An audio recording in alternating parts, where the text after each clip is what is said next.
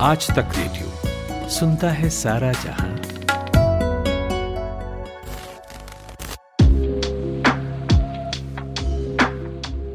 आप में से किसे किसे कहानी सुनना पसंद है?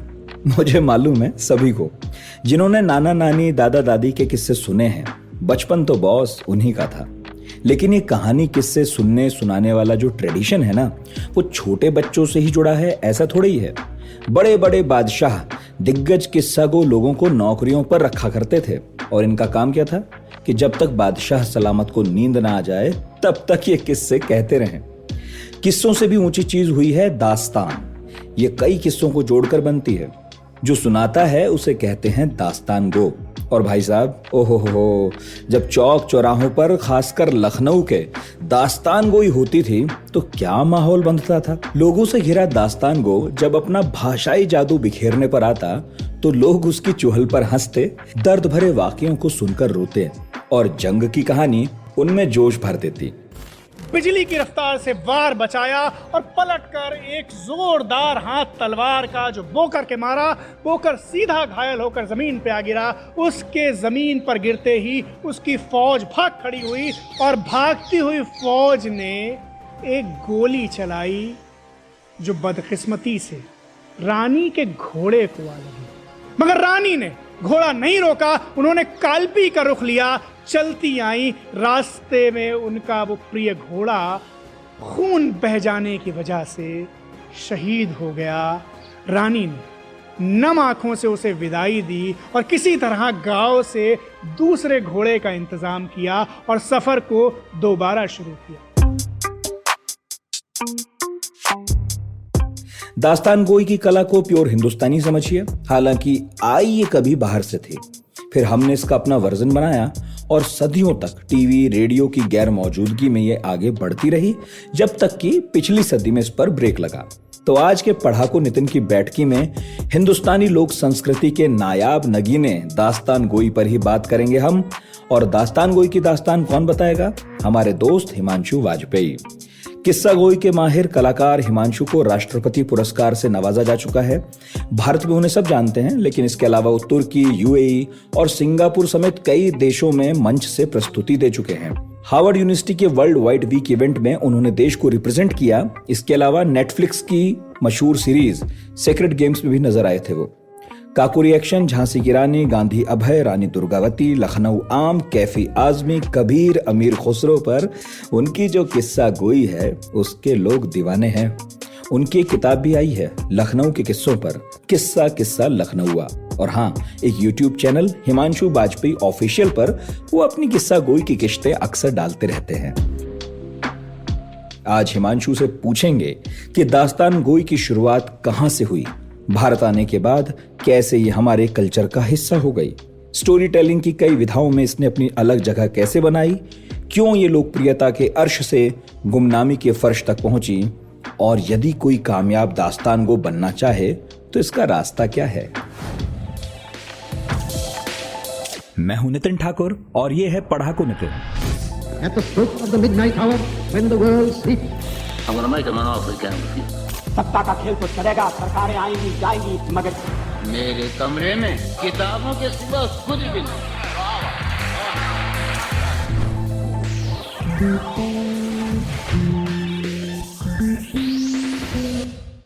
नमस्कार हिमांशु जी, कैसे हैं? नमस्कार भाई, मैं बहुत अच्छा हूँ, आपकी दुआ है। और आप कैसे हैं? मैं आपसे थोड़ा कम अच्छा हूं, आप ज्यादा अच्छे हैं। नहीं। और लखनऊ का मौसम मेरा ख्याल है आप ही की तरह सुहाना हो रहा होगा। हाँ, मौसम अच्छा है। और आजकल तो और अच्छा हो रहा होगा, क्योंकि लंबे लॉकडाउन के बाद आपकी दास्तान गोई का सिलसिला जो रुका हुआ था वो चल पड़ा है ना? जी बिल्कुल। आजकल चुनावी मौसम भी है, लेकिन ये दास्तानों का मौसम भी अपनी बहार पर आ रहा है धीरे धीरे। हाँ, चुनाव के मौसम में हम अक्सर बात करते हैं, लेकिन पढ़ाकू नितिन में आज मैंने सोचा कि हिमांशु जी को बुलाया जाए और उनसे दास्तान गोई, दास्तान गो सब पर बात करें, जमकर बैठ के करेंगे एकदम रज के। लेकिन जो हमारे सुनने वाले हैं आज तक रेडियो के, उनके कल्याण हेतु ऐसा करेंगे कि थोड़ा सा सिलसिले में बंधकर बात करने का ट्राई करेंगे एक। बिल्कुल। बाकी तो जिधर हवा ले चले बह चलेंगे। तो पहला सवाल मेरा आपसे ये है कि कहानी कहना, कहानी सुनना इस मुल्क को हमेशा बहुत पसंद रहा है, इनफैक्ट दुनिया को रहा है। जी तो अपने अपने अंदाज में बहुत लोगों ने बहुत तरह से कहानी कही। मैं लिखने की बात नहीं कहता, जी जी बिल्कुल। मैं कहने की कह रहा हूँ। तो बेसिकली आज जब मैं अपने किसी मित्र से बात कह रहा था कि आज मैं एक दास्तान गो से बात करूंगा, तो जी उसने कहा कि दास्तान गोई तो कई तरह की होती हैं, जैसे हम स्टोरी टेलिंग आजकल सुनते हैं, पॉडकास्ट पर भी चलती हैं, और एक आप करते हैं, वो एक अलग विधा है। तो मैं समझना चाह रहा था कि ये विधा बाकी विधाओं से अलग कैसे है, या फिर दास्तान गोई बस स्टोरी टेलिंग, जो अंग्रेजी में कहते हैं स्टोरी टेलिंग, उसका एक अनुवाद भर है। क्या ये कोई एक स्ट्रक्चर्ड विधा है, अलग है सबसे? देखिए, अगर आप खास तौर पर दास्तान गोई के बारे में पूछते हैं, यानी आप ये लफ्ज इस्तेमाल करते हैं कि दास्तान गोई, तो ये ऐसा नहीं है कि ये स्टोरी टेलिंग का सिर्फ एक अनुवाद भर है और आप कोई भी कहानी जो सुनाई जा रही है उसे दास्तान गोई कह सकते हैं। ऐसा नहीं है, या कम से कम अगर हम आदर्श स्थिति को माने तो ऐसा नहीं है। देखिए, दास्तान गोई एक खास चीज है, और वो खास इसलिए नहीं कि मैं किसी विशिष्टता बोध से भरकर ये बात कह रहा हूं। मैं ये बात इसलिए कह रहा हूं कि दास्तान गोई का अपना एक शास्त्र है, यानी उसके अपने उसूल और कवायद हैं, कुछ कायदे हैं, कुछ उसूल हैं, और एक शास्त्र है, एक व्याकरण है, एक दायरा है, एक परिधि है, जिसके अंदर की जो चीज है वो दास्तान गोई है। जैसे कि जब आप गजल कहते हैं तो गजल का अपना एक शास्त्र है, एक व्याकरण है, कुछ उसूल और कवायद हैं, उनको कोई चीज फॉलो करेगी तो वो गजल है, और वरना नहीं है। अब गजल में भी देखिए विकास तो हुआ। एक गजल वो थी जो गालिब के जमाने में थी, एक गजल वो है जो आज फरहत एहसास और शारिक कैफी के जमाने में है। तो तब्दीली तो आती है, लेकिन उसकी बुनियादी जो उसके नियम हैं वो निभाए जाते हैं।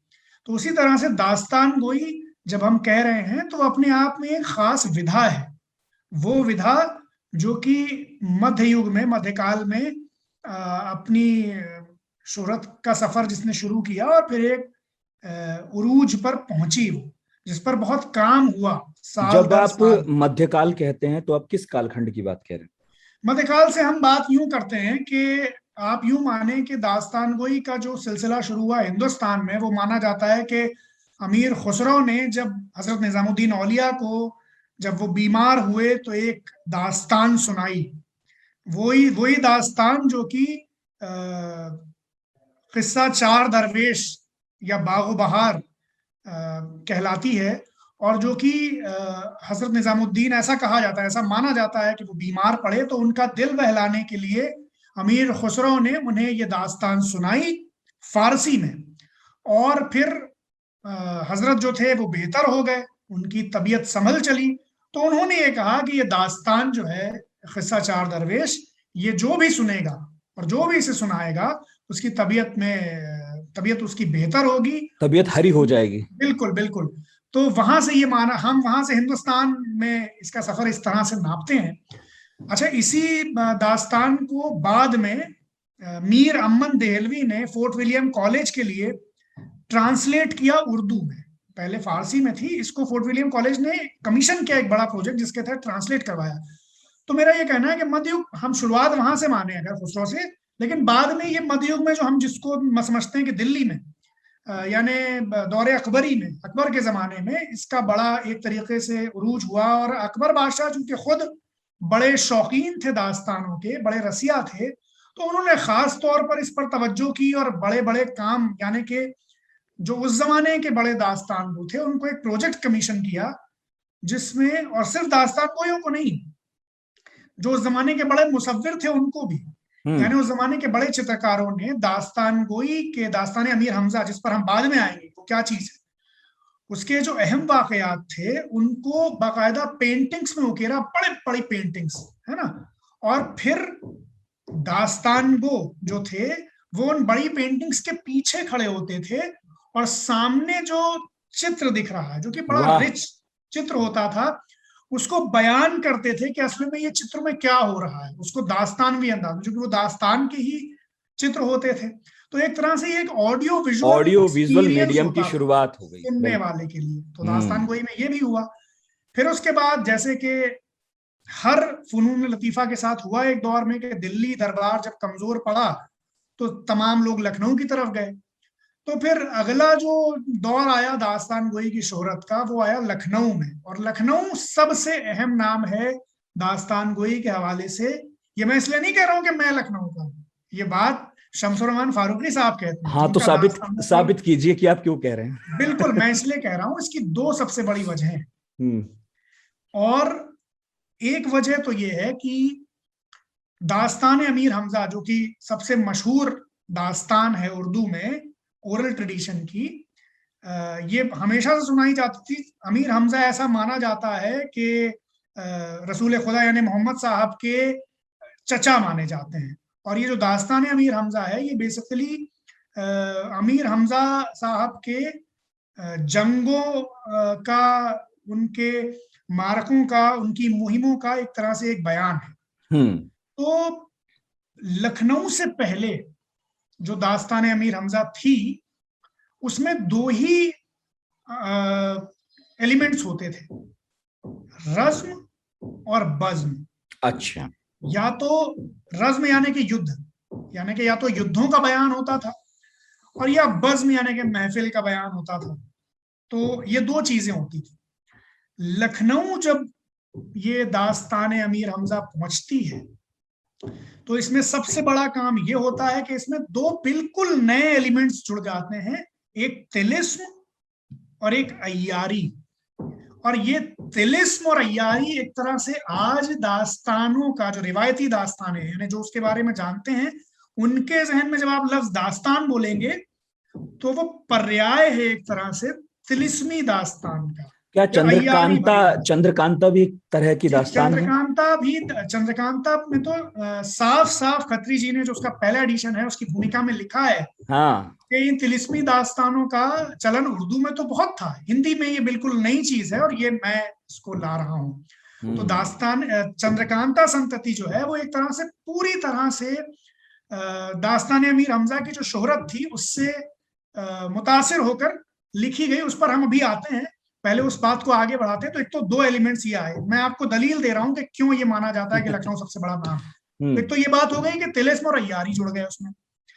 दूसरी बड़ी बात ये हो गई कि दास्तान अमीर हमजा, जो कि बहुत बड़ी दास्तान, चूंकि ओरल ट्रेडिशन की थी, उसका जो सबसे मकबूल हिस्सा है, जो सबसे पॉपुलर उसका दफ्तर है, एक हिस्सा, वो है तिलिस्म होशरुबा।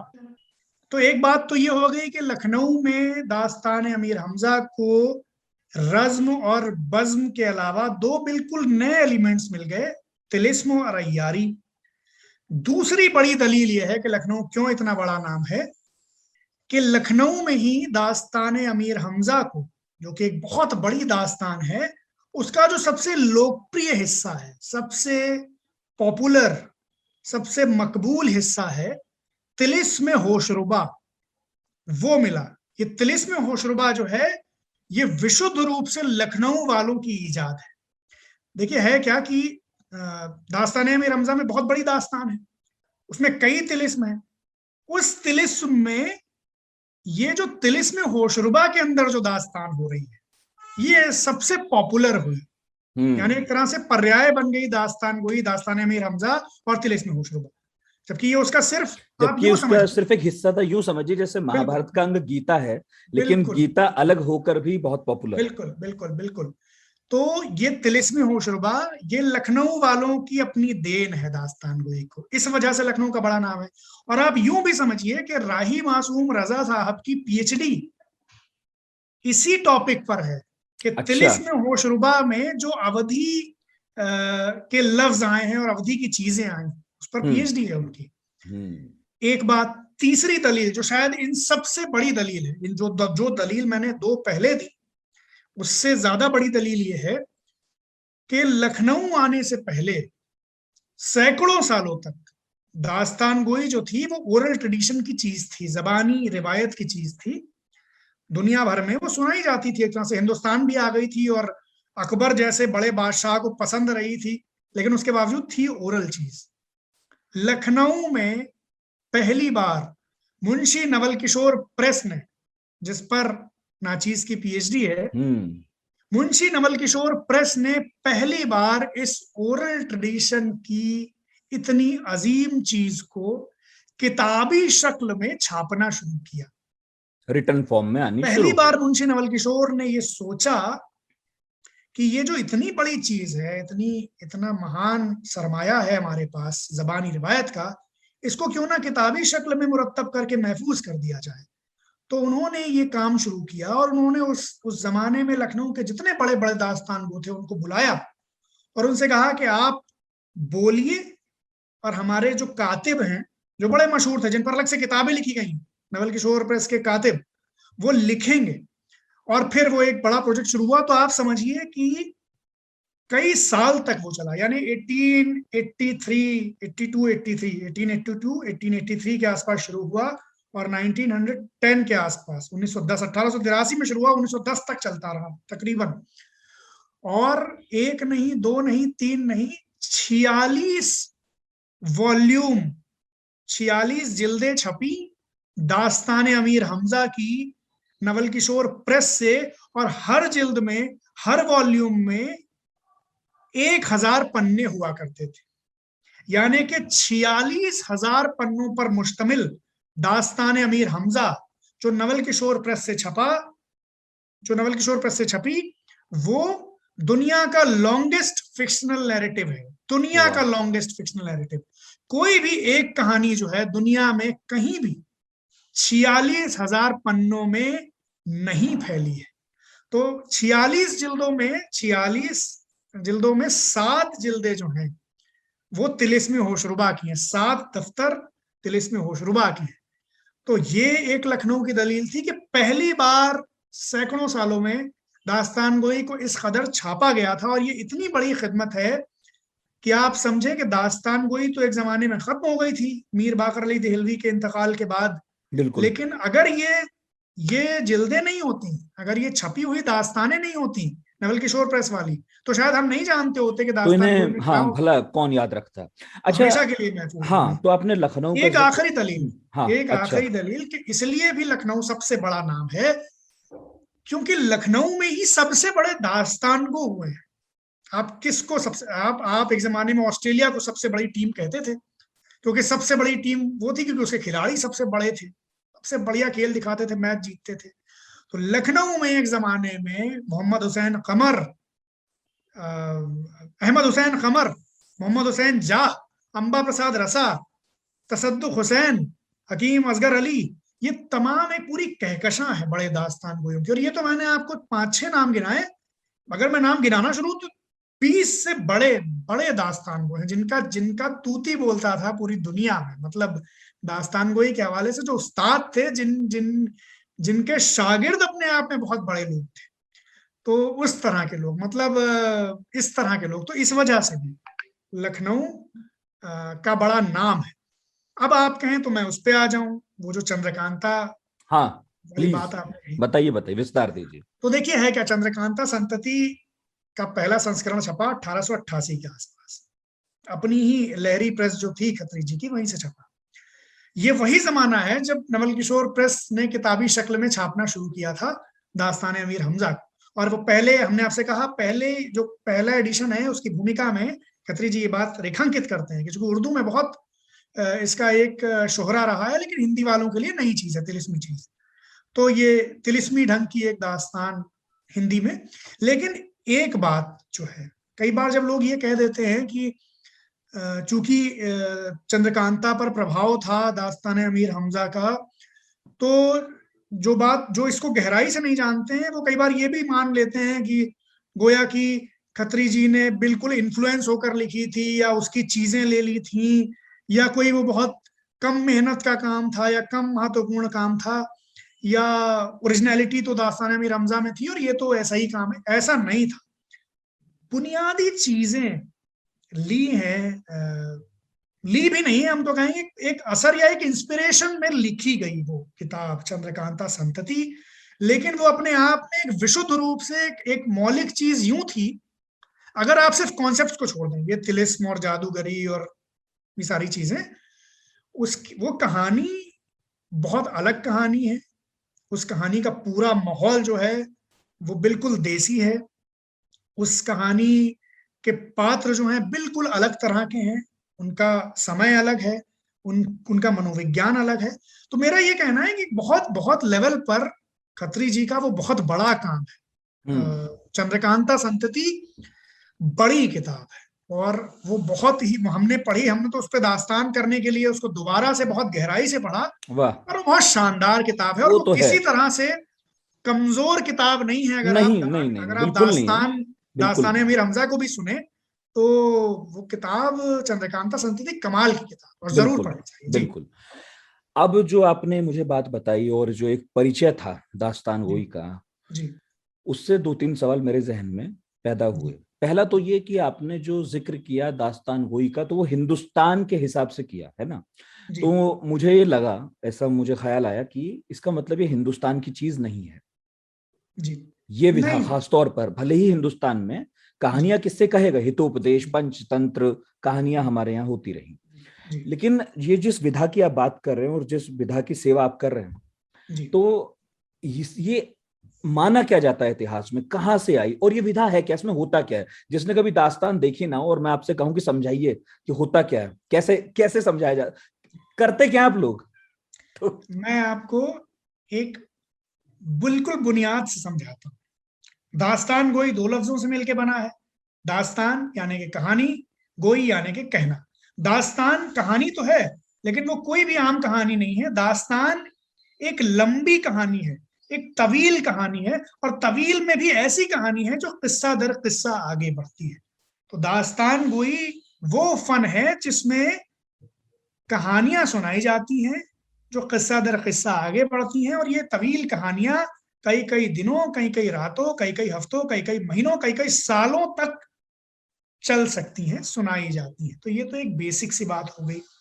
अब बात, जैसा मैंने आपसे कहा था शुरू में कि दास्तान कोई जब आप कह रहे हैं तो एक खास चीज की तरफ इशारा है कि उसके अपने कुछ नियम कानून, कुछ दायरे, कुछ आदाब हैं, कुछ शास्त्र है।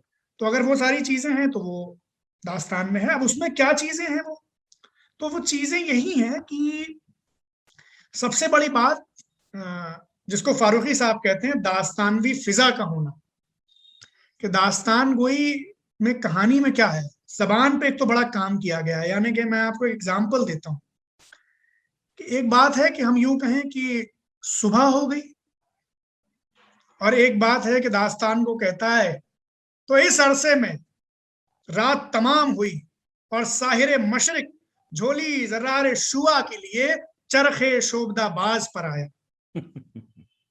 ये बात जो है ये बता रही है कि सुबह हो गई। तो एक तो जबान का जो पूरा जाहो जलाल उसमें दिखता है। जबान अपनी भव्यता में कितनी भव्य हो सकती है और अपनी दिलकशी में कितनी दिलकश और कितनी दिलफरेब हो सकती है और जबान पे कितना काम किया जा सकता है और उसको कितनी संजीदगी से लिया जा सकता है। इसकी अगर कोई उत्कृष्ट मिसाल है तो वो है दास्तान गोई में जो दास्तानें कही गई, खास तौर पर तिलिस्मे होशरुबा। मैं आपको बताता हूँ, दास्तान गोई में राही साहब की पीएचडी की थीसिस जो है, कभी आप देखिएगा, वो एक ऐसी चीज, दास्तान गोई एक ऐसी चीज है जिसमें अगर सिर्फ आपको किसी मसलन महबूब की तारीफ करनी है तो सिर्फ वो इतने सारे हजारों लफ्ज हैं सिर्फ तारीफ के लिए और वो कोई लफ्ज जो है वो रिपीट नहीं हो रहा है। यानी गुंचा दहन, गुंचा लब, परी पैकर, माहरू, माह पारा।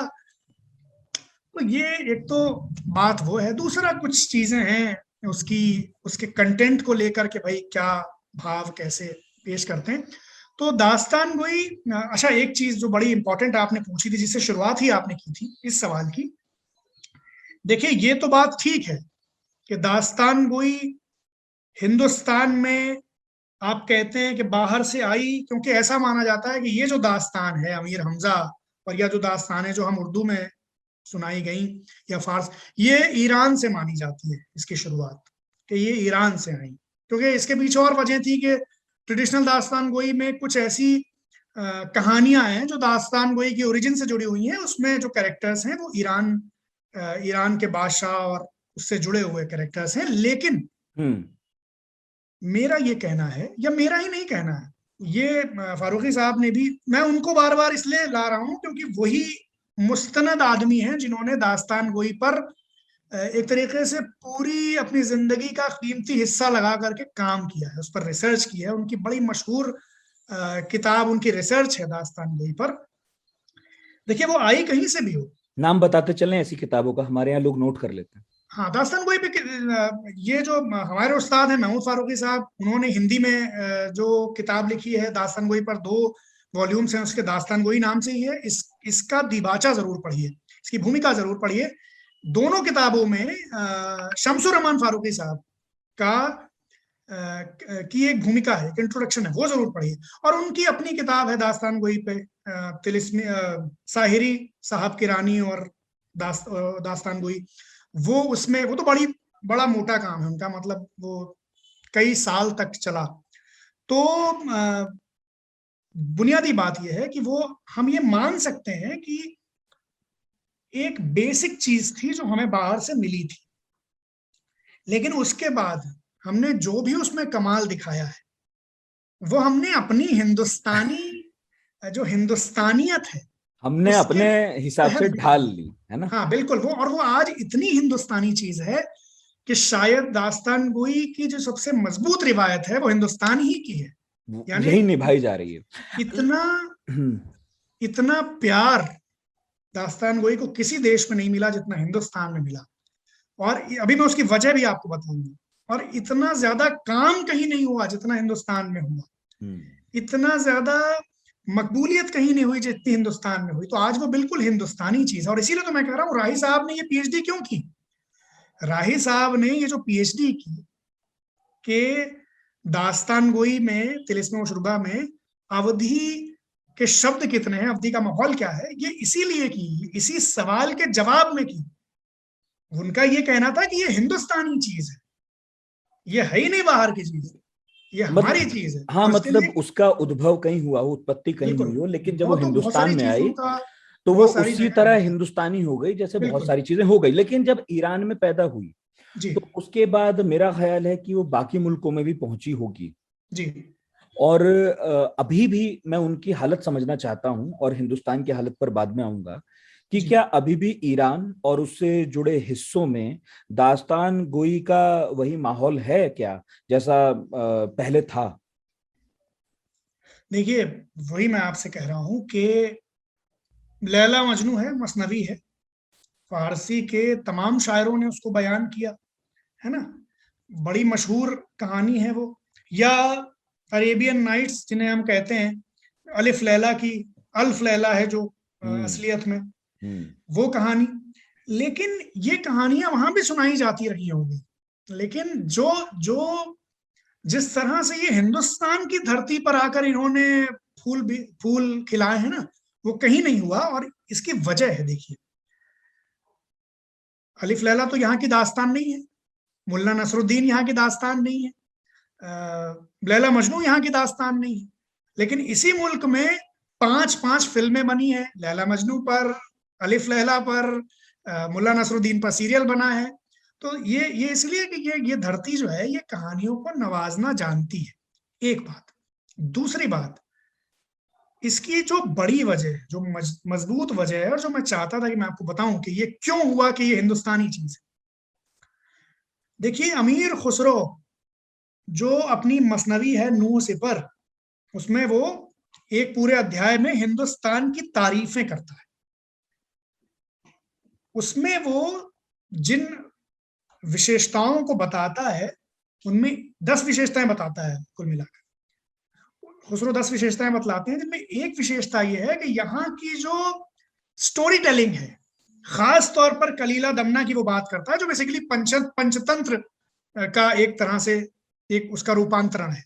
अच्छा। तो वो ये भी मानता है कि ये जो धरती है ये कहानियों की जमीन है, ये कहानियों की पहली जमीन है। और ये बात बिल्कुल मानी हुई बात है, ये इस पर कोई विवाद नहीं है। अगर आप स्टोरी टेलिंग की हिस्ट्री में जाएंगे, और वो हिस्ट्री सिर्फ ये नहीं कि हिंदुस्तान में लोगों ने लिखी हो, वो ओरल ट्रेडिशन की जो हिस्ट्री आप पढ़ेंगे तो उसमें हमेशा स्टोरी टेलिंग ट्रेडिशन में सबसे उपनिषद पुराना नाम हिंदुस्तान उपनिषद का है। कथाओं से भरे पड़े हैं और दो उसमें हितोपदेश दो पंचतंत्र चीजें, बेताल 25 ही। हाँ बिल्कुल बिल्कुल। तो उसमें दो चीजें हैं, एक तो हमारे यहाँ जो कथा सरित सागर है वो दुनिया का ओल्डेस्ट टेक्स्ट माना जाता है, जो खास तौर पर तवज्जो के साथ कहानियों को लेकर लिखा गया। अब वो भी क्या है कि कथा सरित सागर तो बेसिकली एक मूल जो वृहत कथा थी गुणाढ़ की, जो पैशाची भाषा में लिखी गई थी और जिसके पीछे एक बड़ी खूबसूरत कहानी है उसके नष्ट होने की। आपने भी सुनी होगी कि गुणाढ़ गए राजा सातवाहन के पास और उन्होंने उनका अपमान कर दिया कि क्या तुम पैशाची में लेकर के आए हो और भाग जाओ यहाँ से। तो गुणाढ़ जो कि स्वाभिमानी आर्टिस्ट थे, वो आजकल की आर्टिस्ट की तरह थे नहीं कि भाई उन्हें बुरा ना लगे और वो दरबारी बन जाए। तो वहां से वो चले गए और उन्होंने क्या किया, वो एक जंगल में जाकर के जंगल के बीचों बीच एक हवन कुंड बनाया और उसमें अपनी वो जो पोथी लेकर के गए थे कहानियों की, जिसमें ऐसा माना जाता है कि 7 लाख श्लोक थे। तो वो पोथी वो उस एक एक पन्ना उठाते, एक एक पन्ने का पाठ करते और उसके बाद हवन कुंड में डाल देते।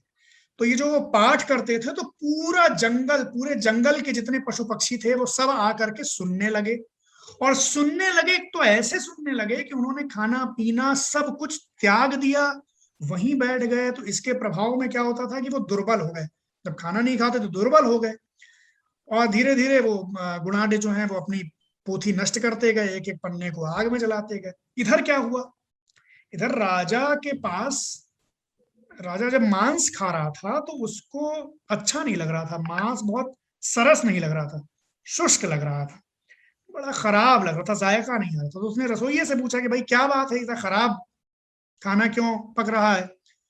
तो उसने बताया कि हम क्या करें सरकार, जो जानवर मिल रहे हैं वो बड़े ही दुर्बल मिल रहे हैं, मरियल किस्म के, तो जब मांस ही नहीं अच्छा है तो कैसे पकेगा अच्छा। तो उन्होंने पूछा भाई ऐसा क्यों है, एकदम से मरियल क्यों हो गए जानवर। तो उसने बताया कि एक कोई किस्सा गो आया है और वो पढ़ रहा है एक एक पन्ना और उसके बाद आग में डाल दे रहा है और उसको सुन रहे हैं जानवर, आंसू बहा रहे हैं, दुर्बल हो रहे हैं। तो राजा वहां गया, उसने रोक लिया, उसने पूछा तो गुणाढ़ ने कहा कि भाई मैं तो आया था आपके पास, आपने अपमान किया इसलिए मैं इसको नष्ट कर रहा हूं और मैं तो अधिकांश भाग नष्ट कर चुका हूं, 1 लाख श्लोक की एक ये आखिरी हिस्सा बचा है। तो उसने कहा मुझसे गलती हो गई। राजा ने कहा मैंने आपकी कद्र नहीं समझी, और आप तो दुनिया के महानतम किस्सा गो हैं और इतनी जबरदस्त कहानी के जंगल पूरा थम गया और सब लोग आपको सुनने लगे और दुर्बल हो गए। तो फिर वो जो बचा हुआ हिस्सा था वो गुणाढ़ ने अपने 2 शिष्यों को दिया, कहा कि राजा के यहाँ जाओ, इसको संस्कृत में इनको सुनाओ और उसको लिखो। तो ये जो हमें मिलती है आज कथा सरित सागर, ये बेसिकली उसका एक हिस्सा है जो वृहत कथा गुणाढ़ की थी। और उसमें भी 2 वर्जन मिलते हैं, एक क्षेमेंद्र का और एक सोमदेव का। यानी क्षेमेंद्र की कथा मंजरी, वृहत कथा मंजरी, और सोमदेव की कथा सरित सागर, एक ही हिस्से के 2 हिस्से। तो इस तरह से तो ये तो दुनिया की सबसे पुरानी ट्रेडिशन है। लेकिन इससे भी पहले अगर आप जाएं, ऋग्वेद को अगर आप देखें, जिसको ये मानते हैं कि वहां से एक तरीके से पहली बार कोई किताब के तौर पर हम उसे देखते हैं, हालांकि उस ऋग्वेद में और भी तमाम चीजें हैं, लेकिन ऋग्वेद में भी आपको स्टोरी टेलिंग साफ दिखेगी। यानी इंद्र उसका मुख्य देवता है ऋग्वेद, बिल्कुल। और इंद्र को लेकर तमाम कहानियां हैं उसमें। मतलब इंद्र का अपने पिता से जो विवाद था, ऋग्वेद में उसकी कथा मिलती है, या इंद्र किस तरह से उसकी उत्पत्ति होती है और किस तरह से वो प्रकट होता है, ये इसको लेकर तमाम कथाएं हैं। एक बात तो ऋग्वेद में हमें पूरी कथा परंपरा मिलती है, तमाम जगहों पर किस्सा गोई के तत्व हमें दिखते हैं, जो कि सबसे पहली किताब। और कथा सरित सागर की तो हमने बात की। जो शतपथ ब्राह्मण है, जिसमें हमें उर्वशी और पुरुरवा का प्रसंग मिलता है, और उसी का एक हिस्सा हमें ऋग्वेद में भी मिलता है, उसी कथा का। वो मतलब शतपथ ब्राह्मण में उसका एक ज्यादा बड़ा एक रूप मिलता है और एक हिस्सा यहाँ मिलता है। या एक और मैथरायण ब्राह्मण है शायद, जिसमें हमें रात कैसे उत्पन्न हुई उसकी कथा मिलती है। अब देखिए मैं आपको सुनाता हूँ, ये भी किसी ब्राह्मण ग्रंथ से ली गई है, शायद मैथरायण ही इसका नाम है, मुझे देखना पड़ेगा। ठीक है। उसमें क्या कथा है कि रात क्यों बनी। अब हम तो यूं भी बता सकते थे कि भाई ईश्वर ने जब संसार बनाया तो रात बनाई। कथा ये है कि यम और यमी दो कैरेक्टर होते हैं। ये वो यम नहीं है, मतलब वो यम के मतलब हम जिनको मानते हैं कि जिनको मौत नहीं आती, जो खुद मौत के देवता हैं, तो ये यम की मौत हो गई, मृत्यु हो गई। तो यमी जो है, उसकी पत्नी जो है, वो दुखी हो गई और बहुत भीषण दुख उसको हुआ। और उस जमाने में दिन रात नहीं होते थे, एक ही मुसलसल यूनिट होती थी। तो जब भी कोई यमी से उसके दुख का कारण पूछता, तो यमी यही कहती कि भाई हमारे जो स्वामी हैं, हमारे जो पति हैं यम, उनकी मृत्यु आज ही हुई है। तो वो हमेशा यमी का दुख जो है वो ताजा रहता था कि भाई जब आज ही मौत हुई है तो भाई वो ताजा है दुख, तो कभी वो अपने दुख को भुला नहीं पाती थी। तो देवताओं ने ये तय किया कि ये अपने दुख को बिसार पाए, इसके लिए हमें रात्रि को बनाना होगा, क्योंकि जब रात्रि गुजरेगी और अगला दिन आएगा तो वो नया दिन होगा। तो बात ये हो जाएगी कि यमी से जब कोई पूछेगा तो यमी ये नहीं कह पाएगी कि आज ही अभी हमारे स्वामी की मृत्यु हुई, वो ये कहेगी कि हाँ कल हमारे स्वामी की मृत्यु हो गई थी। और फिर अगला दिन आएगा तो वो एक नया दिन होगा, और नया दिन एक नई उम्मीद लेकर के आएगा। तो ये जो रात्रि, दिन और रात्रि के होने का क्रम है, इसी के चलते मनुष्य अपने दुखों को बिसरा पाता है। ये दुख को बिसराने का एक उपाय भी है कि रात्रि जो है वो अस्तित्व में आई ताकि एक नया दिन आ सके। तो ये कहानी भी हमें एक ब्राह्मण ग्रंथ में मिलती है। तो मेरा ये कहना है कि हिंदुस्तान में, और आप देखिए मैं इससे आगे की बात करता हूँ, मैं जब ज्यादा आपको लगे कि मैं बहुत ज्यादा बह गया तो आप मुझे रोक दीजिएगा, लेकिन ये जुड़ी हुई बातें हैं। देखिए है क्या, कथा सरित सागर में एक पैटर्न है कुछ कहानियों में, और एक पैटर्न तो बिल्कुल है ही है जो किस्सा दर किस्सा बात आगे बढ़ती है। यही वो फॉर्मेट है जो कि अपनाया गया है अलिफ लैला की कहानियों में। भाई एक शहजादी है जिसका नाम है शहरजाद, और वो एक कहानी सुनाती है एक राजा को, जो कि हर रात हर दिन में एक शादी करता है और फिर आता है और उसको मार देता है। तो वो इस कत्ल से बचाया जा सके, उसको इस अत्याचार को रोका जा सके, इसके लिए शहरजाद जो है वो खुद कहती है कि मैं शादी करूंगी इससे और मैं इसको कहानियां, तो वो जाती है और फिर हर रात कहानी सुनाना शुरू करती है। और फिर जब सुबह होती है तो वो रोक देती है कहानी को, कहानी कभी खत्म ही नहीं होती है, कहानी के बाद अगली कहानी शुरू हो जाती है। तो वो कहती है कि भाई अब अगली कहानी मैं आपको कल सुनाऊंगी, क्योंकि दिन में तो सुनाई नहीं जाती कहानी, दिन में सुनाएंगे दिन में तो और भी काम है राजा के, और राजा दिन में मारता नहीं था। हाँ, दिन में कहानी सुनाएंगे तो रास्ता भटक जाएंगे, रास्ता भटक जाएंगे। तो रात में रात के इंतजार में क्या होता था कि राजा उसको छोड़ देता था। वैसे राजा क्या करता था कि मार देता था जिसको भी शादी करके लाता था, लेकिन चूंकि उसे कहानी सुननी थी शहजाद से तो उसने छोड़ दिया। तो ऐसे करते करते बहुत सारी रातें गुजरी, तो 1000 रातें, अल्फ लैला, लैला मतलब रात, अल्फ मतलब 1000, तो 1000 रातों की कहानी है। फिर 1000 रातें जब बीत गई तो ये कहानियां सुनते सुनते राजा का हृदय परिवर्तन हो गया, तो वो बच गया, यानी उसने अपनी अत्याचारी रविश को छोड़ा और वो सुकून से रहने लगा। तो ये भी जो पैटर्न है ये असल में हिंदुस्तान से गया हुआ पैटर्न है ये। और आपको हैरत होगी कि अलिफ लैला की कुछ कहानियों के और कथा सरित सागर की कुछ कहानियों के प्लॉट बिल्कुल सेम है, यानी आपको लगेगा कि बिल्कुल सेम कहानियां जो हैं वो ट्रांसफर कर दी गई। तो और ये जो कहानियों में जो रिसर्च करते हैं वो ये जानते हैं कि ये जो कथा सरित सागर का असर है ये बहुत सारी ट्रेडिशन में आपको दिखेगा। इसलिए मैं कहता हूं कि हिंदुस्तान जो है वो कहानी प्रधान देश है, और हमारी कहानियों ने दुनिया भर में ट्रैवल किया है, का तीर्थ है, कहानी की पहली पीठ है, कहानी का पहला विश्वविद्यालय है जी। वाह वाह वाह वाह। और हमारी कहानियों ने समंदर पार करके और दुनिया को प्रभावित किया, और अपने अपने वर्जन फिर लोगों ने बनाए होंगे, उन कहानियों को कहा होगा। मैं आपसे ये पूछ रहा था कि हिंदुस्तान में जी जो चलन खत्म हुआ इस तरह का कि एक किस्सा गो जाए और एक चौराहे पर खड़ा हो जाए, या फिर किसी गांव में जाए और रात को बैठे और वो किस्सा सुनाए और लोग आए और सुनते रहे, और फिर अगला दिन फिर किस्सा गो बैठे, फिर तीसरा दिन फिर किस्सा गो बैठे। तो ये खत्म कब हुआ? क्योंकि ये ठीक है, अब कोई भी जवाब देगा, टीवी आ गया, ये आ गया, वो आ गया, मनोरंजन के साधन हो गए, लेकिन आपने तो इस पर काफी रिसर्च किया है, तो मैं आपसे जानना चाहता हूं कि किसी भी विधा के खत्म होने के कुछ कारण होते हैं, तो आपके दुख के क्या कारण हैं? देखिए, ये दास्तान गोई क्यों खत्म हुई, इसके बहुत सारे कारण हैं, जिसमें से कोई भी एक कारण पूरी तरह से अकेले उत्तरदायी नहीं हो सकता। कई सारी चीजों ने मिलकर ऐसे हालात पैदा किए कि दास्तान गोई खत्म हो गई। अगर हम माने कि वो खत्म हो गई, पुरानी दास्तान गोई, मीर बाकर अली देहलवी उसके आखिरी बड़े पेशेवर आर्टिस्ट थे। उनके बारे में मुझे बताइएगा। उनका जी जी इंतकाल 1928 जी में हुआ, जी, और मैंने 1928 में उनके बाद हाँ पढ़ा कि उनके रवायत बारे उसके में, बाद ही खत्म जी, हुई। तो उनके बारे में इसी जवाब में आ जाएगा। तो हुआ क्या, एक जमाने में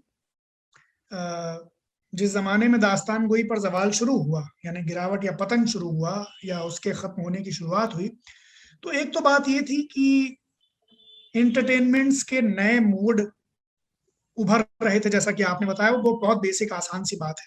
दूसरी बात कि लिटरेचर में, अदब में बहुत सारी नई मनोवृत्तियां आ रही थी, जैसे कि उसके तुरंत बाद ही 1936 में, हम 1928 की बात मीर बाकर अली के इंतकाल की है, 1936 में पीडब्ल्यूए का पहला कन्वेंशन हुआ, जो लखनऊ में हुआ, रफ़े-ए-आम क्लब के मैदान पर, जिसमें प्रेमचंद ने खड़े होकर सदारती खुतबा दिया, अध्यक्षीय भाषण दिया, और उसमें जिस चीज पर सबसे बड़ा निशाना था वो दास्तानवी साहित्य ही था। यानी उन्होंने जो मिसाल दी है कि आपको कैसा साहित्य नहीं लिखना है, तो उन्होंने दास्तान का ही उदाहरण दिया कि हमें वो किस्से कहानी नहीं लिखने हैं कि जिनसे सिर्फ मन का बहलाव हो और समय गुजारी के लिए हो, और वो तिलिस्मी राजा रानी की कहानियां और वो दास्तानें। तो एक तरीके से जो अदब में जो रुझान चेंज हुआ, एक एक एक मूवमेंट होता है ना किसी जमाने का, एक ट्रेंड होता है, तो उसमें दास्तान उस जमाने तक पिछड़ने लगी थी, नए तरीके के अदब की जरूरत समझी जाने लगी थी, और इसीलिए प्रेमचंद ने वो जो जो जो और उसके बाद तो फिर एक पीडब्ल्यूए का जब पूरा मूवमेंट शुरू हुआ, तो उस तरह के लिटरेचर को वैसे ही बहुत वो समझा जाने लगा। तीसरी बात, 1857 जब पहली क्रांति जब एक तरीके से नाकाम कर दी अंग्रेजों ने, और उसके बाद दमन का एक लंबा दौर चला है, जहां जहां भी क्रांति हुई, जैसे लखनऊ की अगर हम बात करें, जो सबसे बड़ा गढ़ था दास्तान गोई का, उसमें एक अलग तरह का दमन चला, दमन का बहुत तगड़ा चक्र चला अंग्रेजों की तरफ से। और उसमें दमन के साथ साथ ये भी हुआ कि अंग्रेजों ने एक तरह का प्रोपेगेंडा भी फैलाना शुरू किया कि ये जो तुम्हारी चीजें हैं, यानी कि अगर लखनऊ अपनी तहजीब पर बहुत फख्र करता है, लखनऊ अपने अदबी सरमाए पर बड़ा फख्र करता है, तो ये तुम लोग तो बेकार हो, तुम्हें पता नहीं है, तुम इन पे फख्र करते हो, ये मायूब चीजें। जैसे कि दास्तान गोई के बारे में अंग्रेजों की तरफ से जो इल्जाम लगता था वो ये था कि बड़ी मायूब चीजें, बड़ी घटिया चीजें, बड़ी इनमें कोई सब्सटेंशियल चीज नहीं है, ये बड़ी फुसफुसी सी चीज है, जिसमें फुहश चीजें हैं, जिसमें बड़ी अश्लील चीजें हैं, जिसमें वही रोमांस और ये सब, ये किसी काम की नहीं है।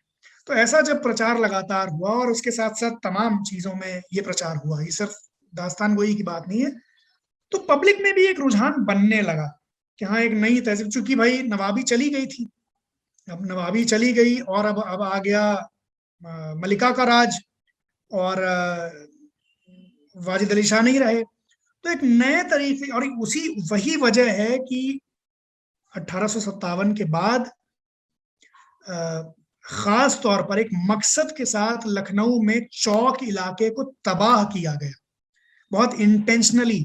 वहां जो इमाम बाड़े, जैसे सरफराजुद्दौला का इमाम बाड़ा था बहुत मशहूर, उसे बिल्कुल तोड़ दिया गया, नेस्तनाबूद कर दिया गया।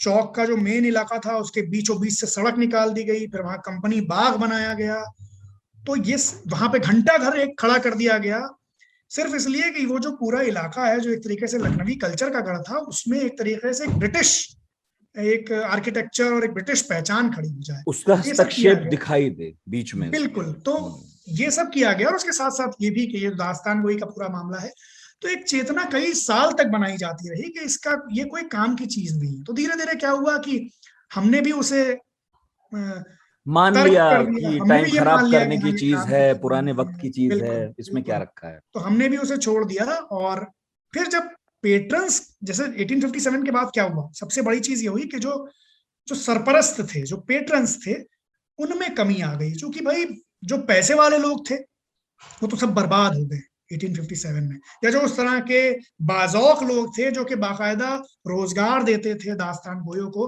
आपको पता है पुराने जमाने में लखनऊ में बाकायदा जो बड़े जो पैसे वाले जो साहिब सरवत थे वो हायर करते थे दास्तान गोयों को, एम्प्लॉयमेंट देते थे कि वो हर रात उन्हें कहानी सुनाएंगे जिसको सुनकर नींद आएगी। दास्तान गो का प्राइमरी काम ये होता था कि जो बेखाबी के मरीज हैं, जिनको नींद नहीं आती आसानी से, उनको दास्तान सुनाए और नींद आ जाए। तभी तो इसी पर तो शेर हैं बहुत सारे उर्दू में, वो बहुत मशहूर शेर है, सुनाइए सुनाइए। जमाना बड़े शौक से सुन रहा था, हम ही सो गए दास्तां कहते कहते। यानी सोना तो जमाना बड़े शौक से सुन रहा था, हम ही सो गए दास्तां कहते कहते, साकिब लखनवी का शेर। तो बात ये है कि वो सब भी नहीं रहे। 1857 के बाद उनकी भी तबाही हुई, घरों का सामान बिक गया, नखास का बाजार आज भी लगता है, संडे का बाजार सुबह सुबह, वो इसी वजह से लगा कि सुबह सुबह आता था सामान बिकने के लिए। तो जब सरपरस्त किसी चीज के खत्म हो जाएंगे, पहले ऐसा तो था नहीं कि भाई टिकटेड शो होते हों और उसमें लोग बड़े आए और टिकट, वो तो आज भी बहुत मुश्किल होती है हम जैसे लोग। पहले ऐसा भी नहीं होता था कि कोई फीस दे और कहे कि हाँ आ जाओ, और पहले तो वो वाला तरीका चलता था कि भाई एक नवाब साहब हैं, उनके आश्रय में है, एक नवाब एक रामपुर कोई है, संरक्षक होता था, वो बुलाता संरक्षक था, होता। पारिश्रमिक वो देगा, लेकिन बाकी बिल्कुल। लोग भी आके सुन जाया करते थे कि कोई बिल्कुल। काम की चीज है, गैदरिंग तो है, चलो अपन भी चलते हैं। तो जब पेट्रन्स खत्म हो गए, जैसे कि मैं आपको एक दूसरा एक एग्जांपल इसका बताता हूँ। एक यहाँ कायम भांड था, जो बड़ा मशहूर भांड था, बढ़ैती एक कला थी लखनऊ की, उसके बारे में कभी बाद में अलग से बात करेंगे। जब पेट्रन्स खत्म हुए 1857 की क्रांति के बाद, तो कायम भांड भूखमरी से मरा, भूख से मरा। जो इतना बड़ा भांड था, जिसकी मिल्कियत में एक पूरा इलाका था, जो आज भी इसका नाम कायम खेड़ा है लखनऊ में, और जो हाथी से चलता था। तो ये हुआ। तो दास्तान गोई में भी ऐसा हुआ कि भाई एक तो प्रोपेगेंडा, दूसरा पेट्रन्स का ना रहना, तीसरा अदब में मनोवृत्तियों में चेंज हो गया, चौथा कि हमारे पास एंटरटेनमेंट्स के नए मोड्स आ गए, और सबसे बड़ी बात, कोई भी फन मिट जाएगा अगर अगली पीढ़ी उसे नहीं सीखना चाहेगी। अगर अगली पीढ़ी की ये उमंग खत्म हो जाएगी कि ये कोई काम की चीज है, इसे सीखा जा सकता है और इसे सीखना चाहिए। और यही मैं कहता हूँ, बहुत सारी चीजें आज भी हैं हिंदुस्तान में जो बिल्कुल आखिरी सांसें गिन रही हैं, जो अगर अगली पीढ़ी में नहीं जाएंगी, अगर हम उन्हें नहीं बचा पाए, तो वो खत्म हो जाएंगी। भाई जब अगला आदमी सीखेगा ही नहीं, अब एक हमारे कोई बुजुर्ग हों, वो कोई बढ़िया दाल बनाते हो और उनसे वो दाल बनाना हम ना सीखें, या हमारे घर में कोई ना सीखे, तो वो तो उनके साथ चली जाएगी ना। बेशक ऐसे ही इसके साथ हुआ जी। ऐसे ही हुआ। मुझे याद आया कि जब मैं आज से तकरीबन कोई 20 साल पहले अपनी नानी के गांव जाया करता था, जो पड़ता है मुजफ्फरनगर में, एक इलाका है सकौती जी। तो वहां पर कुछ बंजारे आया करते थे। वो बंजारे क्या थे कि वो किसी दूर दराज के इलाके से आते थे और कुछ महीनों के लिए वहां टिका करते थे और आसपास के गांव में अपना सौदा बेचने निकलते थे। सौदे में क्या होता था, ज्यादातर औरतों के कपड़े, क्योंकि गांव देहात की औरतों के पास वो सुविधा नहीं थी कि वो शहर जाती और अपने मनपसंद के कपड़े खरीदती। तो वो बंजारे आते थे, वो वहां टिकते थे और सुबह सुबह अपना सौदा बेचने निकलते थे और वो शाम को लौटते थे। मैं अक्सर छुट्टियों में जब जाता था तो उनकी संगत पाता था। अब वो क्या थे, अलग अलग चूल्हों पर खाना पकाते थे और शाम को करीब 7 बजे तक 8 बजे तक खा पी के फारिग हो जाते थे और फिर अपनी खाटों पर पसर जाते थे। अब क्या है कि तुरंत नींद तो आती नहीं थी, भले ही बहुत थके हों। ऊपर खुला आसमान, तारे दिखते थे और ठंडी हवा चलती थी। तो मैं वहां बैठता था तो एक बहुत पुराने व्यक्ति थे, काफी बूढ़े। तो हम बंजारे इसलिए कहते थे क्योंकि उनका कोई घर नहीं था। करीब करीब पूरे साल वो इसी तरह घूमते थे और कभी 1 आध महीने के लिए अपने मूल घर चले गए जहां पर उनकी पत्नी और बच्चे होते थे जी। तो वो जो थे, उनका नाम खजान सिंह था और आज वो हैं या नहीं मुझे मालूम नहीं, लेकिन उन्होंने एक दिन मुझे बताया कि लैला मजनू का किस्सा सुनना है, ऐसा पूछा जी। अब मैं शहर का बच्चा था, मैं तो उस वक्त अलीफ लैला देखता था लेकिन कहानियां पसंद थी। तो मैंने कहा कि आप किस्सा सुनाओगे? बोले हाँ सुनाएंगे, आज रात सुनाएंगे। तो मैं इंतजार करता रहा कि इनका खाना पके और ये फिर बैठे।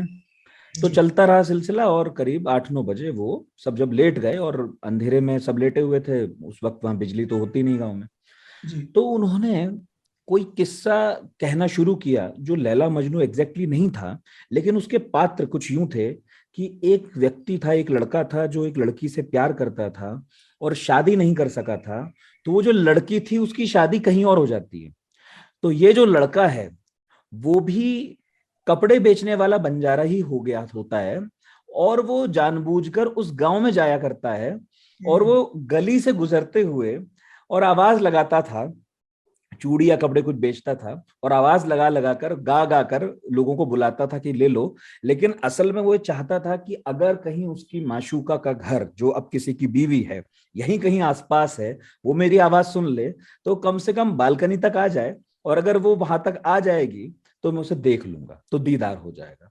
वो कहानी वो जब सुनाते थे तो कुछ किस्सा बताते थे और उसके बाद गाते थे ऊंची आवाज में, और क्या आवाज थी उनकी, फिर बताते थे और फिर गाते थे, फिर बताते थे फिर गाते थे, और जाने कैसा माहौल बनता था कि जो बात यूं शुरू होती थी कि चलो दास्तान सुनाएंगे, वो थोड़ी देर बाद सब लोग उसमें इन्वॉल्व हो जाते थे और आंखों से आंसू बहने लगते थे। सबको लगता था जैसे वो लड़के में हम ही हैं, हमारी मोहब्बत अधूरी रह गई, और वो लड़की जाने कब आएगी, वो लड़की आना चाहती है पर वो आ नहीं पाती, सास सामने बैठी है, कभी कोई दिक्कत कभी कोई परेशानी।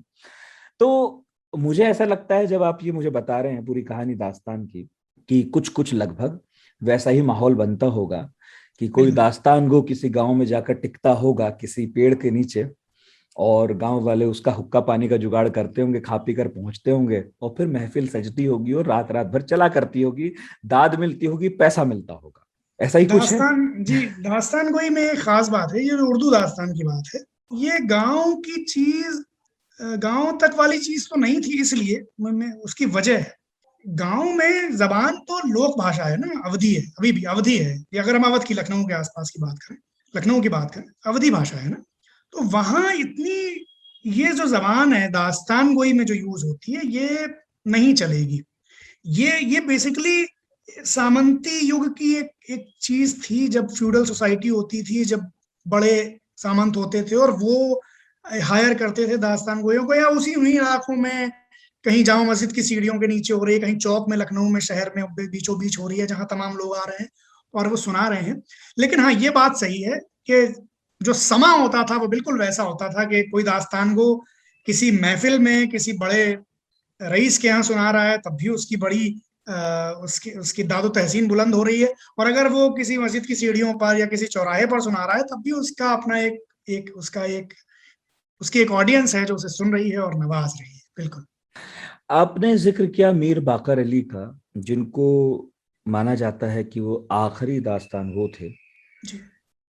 वो उनके बारे में कुछ बताइए कि वो कौन थे, और फिर आगे सिलसिला चल नहीं सका, तो मैं तो ये मानता हूँ अभी तक के आखिरी अवतार थे दास्तान गोई के। अब तो खैर आप लोग आ गए उनके प्रतिनिधि बनकर। तो मैं आपको बताऊं नितिन भाई, मैं तो अभी ये मानता ही नहीं हूँ कि मैं दास्तान को बन पाया।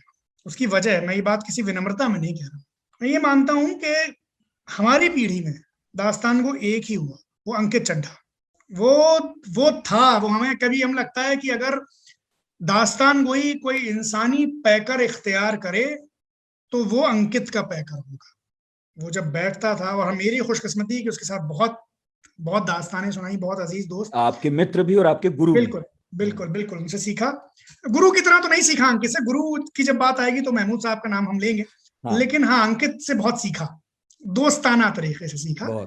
लेकिन बात यह है कि मीर बाकर अली की अगर हम बात करें, बहुत बड़े दास्तान को दिल्ली के, जिनके बारे में एक खाका, वो जो अशरफ सबूही देहलवी की किताब है दिल्ली की चंद अजीब हस्तियां, उसमें मिलता है, जो उनका एक तरीके से खाका है जिसमें वो कैसे दास्तान सुनाते थे इसका भी बयान मिलता है। चंद अजीब हस्तियां, हाँ हाँ, तो उसमें उनके बारे में मिलता है कि किस तरह के आदमी थे, कैसे दास्तान सुनाते थे, क्या उनका कैसे उनको लोग नवाजते थे और कैसे उनके हालात खराब हुए।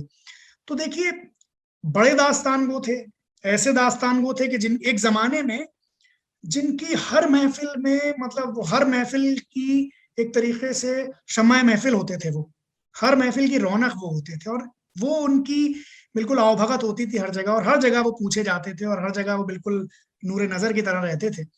लेकिन फिर देखिए किस्मत की गर्दिश की, वही मीर बाकर अली देहलवी, जब उनका वक्त खराब हुआ तो आखिरी वक्त में दास्तानें तो उनकी चलती नहीं थी, दास्तान कोई सुनता नहीं था कोई उनकी, तो उन्होंने अपनी ही दास्तानों की कुछ कुछ छोटी दास्तानों की पतली पतली किताबें छपवा ली थी, और वो झोले में रखे रहते थे। और मुख्य काम था उनका कि वो ये जो पान वाले होते हैं, इनकी इनके इनके पास जाके इन्हें छालियां बेचते थे। तो है ना, तो वो, और बीच में अगर कोई किसी ने पहचान लिया, किसी ने कहा अरे भाई आप तो मीर बाकर अली, तो कोई कहेगा किताब, तो उसको किताब भी दे देंगे, अपनी बेच दे देंगे, और उससे कुछ पैसे मिल जाएंगे। और फिर उनसे कोई पूछता था कि अगर आप छालियां कैसे बेच रहे हैं, आप तो इतने बड़े दास्तान गो हैं, तो वो कहते थे कि भाई दिल्ली वाले जो है पान खाने का सलीका भूल गए, तो इन्हें पान खाने के आदाब सिखा रहे हैं। अब पान खाना सीख जाएंगे सलीके से, जो भुला दिया है उन लोगों ने, तो फिर दास्तान के आदाब भी वो समझ जाएंगे। तो आखिरी वक्त में इतना बड़ा दास्तान वो छालियां बेचते हुए उसकी जिंदगी गुजरी है, बड़ी गुर्बत में गुजरी है। तो ये मीर बाकर अली देहलवी थे, जो कि इतने बड़े दास्तान वो थे, इतने मेहनती, कि मसलन दिल्ली में जब कॉलेज शुरू हुआ मेडिकल का, ये जो तिब्बिया कॉलेज, तो मीर बाकर अली जाते थे बाकायदा उसकी क्लासेस में बैठते थे, कि उन्हें वो जानकारी हो कि अगर वो किसी ऐसे कैरेक्टर को लिखेंगे कि जो कि हकीम है, तो वो किस तरह से लिखेंगे, तो उसे ये जानकारी भी हो। मीर बाकर अली जब हथियारों का बयान करती हैं, तो एक फेरिस्त में इतने हथियार गिनाते हैं कि जो हथियार आज लोगों को नाम भी नहीं पता। मीर बाकर अली जब खानों की बात करते हैं, तो ऐसे खानों का जिक्र करते हैं कि जैसे लगता है कि बहुत कोई खानदानी बावर्ची है। तो ये मेहनत उनकी होती है, और उनकी एक क्लिप भी हमें मिलती है, वो आप अगर गूगल करेंगे तो मिल जाएगी। वो लिंग्विस्टिक सर्वे ऑफ इंडिया के लिए ग्रियर्सन ने रिकॉर्ड करी थी, 3 मिनट से कुछ कम की क्लिप है, जिसमें वो बहुत जल्दी क्योंकि वो टेप जो होता था जिस पर रिकॉर्ड होता था, वो शायद उतनी ही देर का था, तो उन्हें उतनी देर में अपनी बात मुकम्मल करनी थी, तो वो पेस बहुत थी उनकी। लेकिन वो उसमें एक ऐसे इंसान की कहानी सुना रहे हैं जो कि बेसिकली दीवाना है, थोड़ा सा पागल है, और वो अपनी माँ से कहता रहता है कि भाई मुझे ससुराल जाना है, मुझे ससुराल जाना है। तो एक दिन माँ उसकी परेशान हो जाती है, वो हमेशा यही समझाती है कि भाई तुम तो पागल हो, दीवाने हो, कोई सही आदमी हो तो मैं भेजे ससुराल, कैसे ससुराल जाओगे। फिर भी जब पीछे पड़ता है तो माँ कह देती है तुम नाक की सीध में चले जाओ, पहुंच जाओगे ससुराल। वाह, तो वो चला जाता है, फिर उसके साथ क्या क्या मुश्किलें आती हैं, वाह वो वाह कैसे वाह उससे वाह, निकलता है। इसकी छोटी सी 3 मिनट में एक कहानी सुनाई है, क्या प्लॉट है। ये 1922-23 इसी के आसपास की बात होगी, तो वो आप सुनिएगा, और उसमें भी आप देखिएगा कि मीर बाकर अली किस तरह से वो सुना रहे हैं। बहुत बड़ा आदमी था, जो कि वो है ना, लोग थे रफ्तगा में क्या क्या कुछ, रौनकें थी जहां में क्या क्या कुछ। वाह वाह वाह वाह।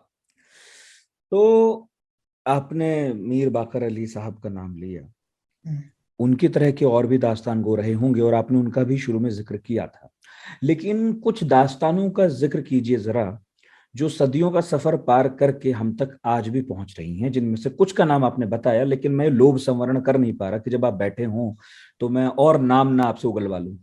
नहीं, ये आप सिर्फ दास्तान गोई के हवाले से बात कर रहे हैं, या आप ओरल ट्रेडिशन की जो महान कहानियां हैं उनकी बात कर रहे हैं? मैं कुछ ऐसी दास्तानों की बात कह रहा हूं जो आज भी कही जा रही हैं, और वो बहुत पुरानी है, ऐसी दास्तानें। देखिए, सुनाई जा रही है, अगर आप परफॉर्मेंस की तरह से देखते हैं तो सिर्फ तिलिस्म होशरुबा सुनाई जा रही है। जो लोग दास्तान गोई करते हैं, चाहे हम करते हो या हमारे अलावा तमाम लोग करते हैं, हमारे दोस्त भी हैं कई सारे जो करते हैं, कुछ हमसे भी पहले से कर रहे हैं, फिर उस्ताद लोग भी कर रहे हैं, तो उसमें तो सिर्फ तिलिस्म होशरुबा सुनाई जा रही है, यानी सिर्फ दास्तान अमीर हमजा सुनाई जा रही है। लेकिन मेरा कभी ये जी है कि मैं उन सारी ओरल ट्रेडिशन की बड़ी दास्तानों पर काम करूं जो एक जमाने में बड़ी मकबूल थी, चाहे वो अलिफ लैला हो, चाहे वो लैला मजनू हो, चाहे वो हातिम ताई हो, तमाम जो दास्तानें हैं उन पे काम करूं। लेकिन अभी कंटेम्प्रेरी दास्तानों पर काम, चूंकि वो चलती भी ज्यादा है और उसका हमें काम मिलता भी ज्यादा है, और जो कि हम लोग फुल टाइम प्रोफेशनल्स हैं, तो मैं चाहूंगा आप उसका नाम भी बताएं जिन पर आप काम करते रहे हैं और जो सबसे ज्यादा आपकी भी सुनी जाती। हमारी कुछ दास्तानें बहुत मशहूर हुई, जैसे एक दास्तान जो कंटेम्प्रेरी दास्तान है, जो काकोरी एक्शन 1925 पर हमने तैयार की, दास्तान तमन्ना सरफरोशी, वो बहुत मशहूर हुई। हाँ, उसके वो अलावा मैंने जो भी हम सुनी है, उस पे मैंने भी आंसू बहाए हैं। जी जी जी जी आपने सुनी, आप वहाँ आए थे। और जो हमारी दास्तान प्रज्ञा शर्मा के साथ है, लक्ष्मीबाई की दास्तान, रानी लक्ष्मीबाई की, वो बहुत चली, जिसका कई शो हुए। जिक्र अभी हाल में प्रधानमंत्री नहीं, ने वो किया। वो रानी और दुर्गावती की दास्तान अच्छा, थी। रानी दुर्गावती का जिक्र कर रहे वो थे, रानी और राजनाथ दुर्गावती, सिंह जी ने भी कुछ लिखा। जी जी, वो मन की बात में जब प्रधानमंत्री जी ने जिक्र कर दिया रानी दुर्गावती की दास्तान का, जो कि हमने कटनी में परफॉर्म की थी अच्छा। आधारशिला फेस्टिवल में, तो फिर उसको ट्वीट किया राजनाथ जी ने, और उसमें ये लिखा कि हम्म। इनकी एक दास्तान रानी लक्ष्मीबाई पर भी, जो कि उन्हें पता था, किसी ने उनसे जिक्र किया था इस दास्तान के बारे में। वाह। तो वो एक दास्तान है जो बड़ी चली। और उसके अलावा आम की दास्तान है, जो जिसका एक हिस्सा सेक्रेड गेम सीजन 2 में भी है, बहुत हा, मशहूर हुई, तो जिसमें आप हमने, दिखाई देते भी हैं। हाँ हाँ, तो वो एक काम हो गया जो, हम्म। तो वो दास्तान बहुत चली। इसके अलावा मजाज की दास्तान जो अंकित के साथ हमने तैयार की थी, वो बहुत चली। और मैं यहाँ लोगों को बता दूं कि अंकित दुर्भाग्य से अब इस दुनिया में है नहीं, अंकित की लेकिन दास्तानें हैं और हमेशा उनकी रहेंगी। दास्तानें हैं, और और हिमांशु उन्हीं का काम जो है आज और भी जोर शोर से आगे बढ़ा है। नहीं, मुझे लगता है कि मैंने आपसे कहा ना कि अंकित एक ऐसा टॉपिक है जिन पर हम बहुत बात कर सकते हैं। सच।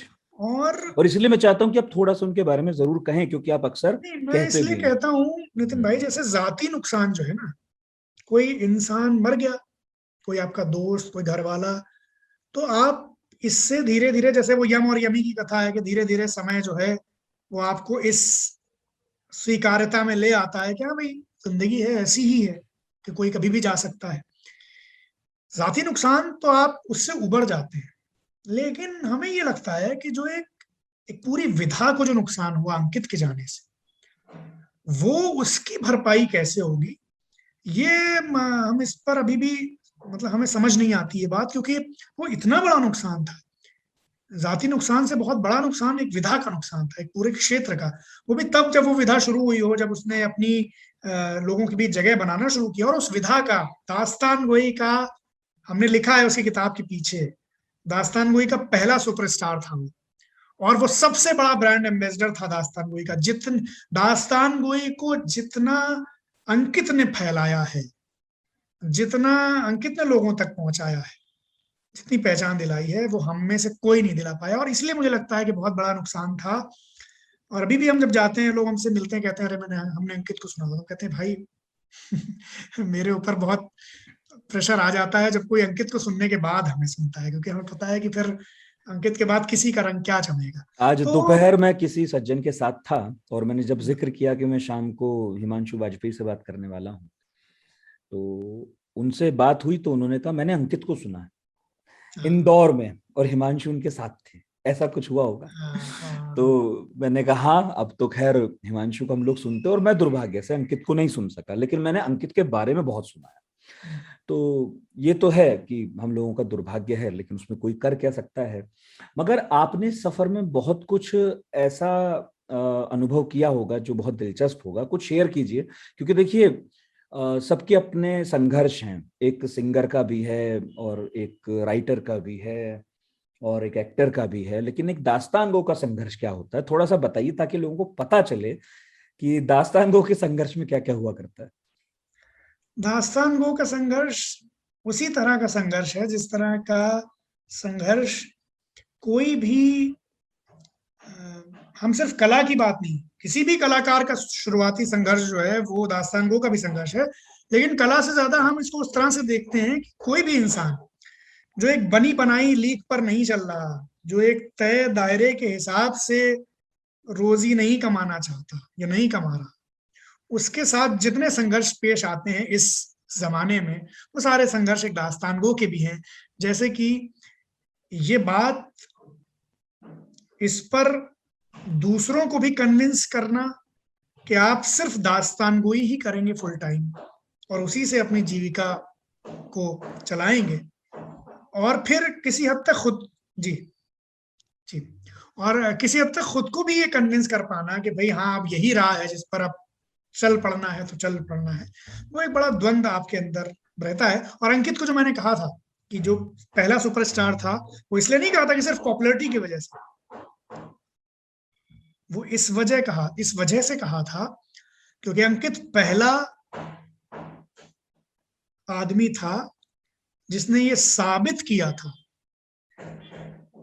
कि दास्तानगोई करते हुए जिंदगी न सिर्फ गुजारी जा सकती है बल्कि एक कलंदराना शान के साथ गुजारी जा सकती है। वाह वाह वाह। अंकित सबसे बड़ा रोल मॉडल है उन लोगों के लिए कि जो दास्तानगोई में आना चाहते हैं फुल टाइम प्रोफेशनल के तौर पर या नए दास्तानगो के तौर पर। केडी सिंह बाबू के बारे में एक बात कही जाती थी, या केडी सिंह बाबू खुद कहते थे, खिलाड़ी वो नहीं होता है जो खेल खेलता है, खिलाड़ी वो होता है कि जो खिलाड़ी पैदा करता है अपने खेल से। तो हमसे इंस्पायर होकर 10 लोग भी दास्तानगो बनना नहीं चाहते होंगे या नहीं बने होंगे। 10 लोग भी मैं नहीं जानता हूं जिन्होंने ये कहा कि नहीं मैंने आपको देखा तो मैंने दास्तानगोई शुरू की। हम ऐसे सैकड़ों लोगों से मिले हैं अपनी जिंदगी में, और जब मैं कह रहा हूं सैकड़ों तो वाकई सैकड़ों, कि जो अंकित को सुनकर जिनके मन में ये ख्वाहिश जागी कि वो दास्तान सुनाएं, उनमें से बहुत से सुनाने लगे, और जो नहीं सुना पाए उनके मन में ये ख्याल तो है कि हाँ अंकित को देख कर उन्हें लगा कि यार यही काम हम भी करें। इसलिए अंकित सबसे बड़ा दास्तानगो है। ये उमंग देने वाला, ये यकीन देने वाला कि ये जो काम है ये मामूली काम नहीं है। ये जब आप अंकित को सुनते हैं ना तब आपको लगता है कि दास्तानगोई कितनी बड़ी चीज है, और ये जो सामने बैठा है ये दास्तानगोई का शहजादा है। इसलिए अंकित बड़ा आर्टिस्ट है, इसलिए नहीं कि शो तो हो सकता है किसी ने अंकित से ज्यादा किए हो सकता है किसी ने फीस अंकित से ज्यादा ली हो सकता है किसी ने कोई अंकित से ज्यादा पॉपुलर भी हो जाए, क्योंकि ये वो दौर है जिसमें रातों रात कोई चीज वायरल हो जाती है और आपकी पॉपुलरिटी बढ़ जाती है। इसका तो हाँ कोई सब ये जो एक जिसको हम कहते हैं ना नवाजिश, कुदरत ने जिसे नवाजा था, दास्तानगोई के लिए जिसे बनाया था, जिस तरह से बैट सचिन तेंदुलकर का मशहूर है ना, जिस तरह से बिस्मिल्लाह खां की शहनाई मशहूर है, जिस तरह से रविशंकर का सितार मशहूर है, उस तरह से अगर दास्तानगोई किसी पर फख्र करती होगी तो वो आपकी चड्ढा है। वाह वाह वाह। तो आपने संघर्ष बताया और ये भी बताया कि कितना मुश्किल है कि लोग नहीं। मेरा संघर्ष एक और है जो अभी भी जारी है। संघर्ष एक ये भी है कि जैसे अभी कोरोना का दौर आया, परफॉर्मेंसेस बंद थी। अब जब जैसे हमने कहा ना कि फुल टाइम परफॉर्मर हो गए, बहुत अच्छा चल रहा था मामला, फिर एकदम से कोरोना आ गया। शुरुआत में ही आ गया, कुछ ही साल जब मतलब एक तरीके से जब परफॉर्मेंसेस फैलना शुरू हुई तो कोरोना आ गया, तब वो एक ब्रेक लग गया। ऑनलाइन में मजा नहीं आया। मुझे याद है कि शायद आपका एक विदेशी दौरा था और आप जाने वाले थे, शायद वो भी टल गया था, तभी की बात है। हाँ, वो भी टल गया। और दूसरी बात ये कि हमको जब सुनाकर मजा नहीं आ रहा है तो यकीन मानिए सुनने वाले को बिल्कुल नहीं आएगा, क्योंकि ये वो जादू है जिस पर आप पहले खुद यकीन करते हैं, तब आप सुनने वाले को यकीन करवा सकते हैं कि हाँ भाई जादू है। ऑनलाइन में तो मर गया, फिर वो नहीं आया। तो वो एक बड़ी मुश्किल का दौर। तब ये तक सोचना पड़ा कि ये जो वाकई ये जो फैसला लिया फुल टाइम दास्तानगो बनने का, ये सही लिया या वापस नौकरी बैक टू पेविलियन होना पड़ेगा। तो उससे पहले तक ये सोच जब एक बार तय कर लिया ना, पहले आती थी, हमें कहा ना इनिशियल लेवल पर ये दुविधा रहती थी, लेकिन जैसे जैसे कॉन्फिडेंस बढ़ा, जैसे जैसे काम बढ़ा, जैसे जैसे काम करना शुरू किया, समझना शुरू किया, फिर ये सवाल नहीं आया मन में कभी। लेकिन ये कोरोना में आया, चूंकि इतना डिप्रेसिंग माहौल था, एक बात। लेकिन अब फिर से वो दौर चला गया। वो छोटा सा लम्हा था जब आप कमजोर पड़ते हैं, लेकिन वो आप उससे उबर जाते हैं। दूसरी बात जो संघर्ष है वो ये भी है कि एक आर्ट फॉर्म के बतौर सिर्फ अब मेरा संघर्ष जाती संघर्ष नहीं है, एक ऐसा माहौल, एक ऐसा प्रोफेशनल माहौल बना पाना कि जहां लोग इस बात को माने कि हाँ ये फुल टाइम दास्तानगो या कोई भी फुल टाइम कलाकार है, और इन्हें अगर आप उसे कला ना माने, मैं तो ये कहता हूं आप उसे श्रम मान लें। मैं तो ये कहता ही, मैं ये जानता ही नहीं मैं कलाकार कहलाने लायक हूं या नहीं। मैं ये जानता हूं आप श्रम का तो महत्व समझें, आप श्रम का मूल्य तो समझें। आप किसी भी कलाकार, हिमांशु, जब मैं ये स्टेटस लिखता हूं तो मुझे लगता है कि मैं अपने लिए लिख रहा हूँ, कई बार लगता है मुझे मेरी फीस मिल रही हो, सही। लेकिन ये जो पूरा माहौल जो है ना, हम जानते हैं कि जैसे हमारे लिए शुरुआत में जो दिक्कत हुई थी, हमें नहीं लोग चाहते थे फ्री में बुलाएं, अब तो थोड़ा नाम हो गया, थोड़ा काम मिल गया, थोड़ा तो हम इस पोजीशन में आ गए कि हम कहते हैं नहीं करेंगे फ्री में। अब ये कह सकते हैं, पहले नहीं कह पाते थे। लेकिन हम ये चाहते हैं कि जब नए लोग आए अब, तो उन्हें ये मुश्किलें उनका सामना ना करना पड़े, उनकी प्रतिभा का, उनकी कला का, उनके श्रम का एक मूल्य तो मिले, उनका मेहनताना, उनका नजराना तो मिले। ये एक जो संघर्ष है, ये अभी भी, और ये एक सामूहिक संघर्ष है, ये कलाकार का ऐसा संघर्ष है जो अभी मैं 2 दिन पहले कुछ शास्त्रीय संगीत वालों के साथ संगत कर रहा था, तो वो यही कह रहे थे कि भाई साहब सम्मान बहुत होता है, लेकिन फीस जो है वो अच्छे लोग देने से इनकार कर रहे हैं। नितिन भाई, ये बताइए आप कि आप सब कुछ कर लेंगे, आप एक इवेंट करा रहे हैं, ठीक है, आपने इवेंट कराया, आपने एक वेन्यू ली, उसका पैसा आपने दिया, आपने वहां लाइट लगवाई, उसका पैसा दिया, आपने साउंड लगाया, उसका पैसा दिया, आपने पानी लगवाया, उसका पैसा दिया, आपने मेहमानों को बुलाया, उसका पैसा दिया, आपने कुर्सियां मंगवाई, उसका पैसा दिया। सिर्फ आप आर्टिस्ट को जब आपको देना होता है तो आप कह देते हैं कि नहीं पैसा जिसके नहीं, सारा तमाशा है बस वही मुफ्त है।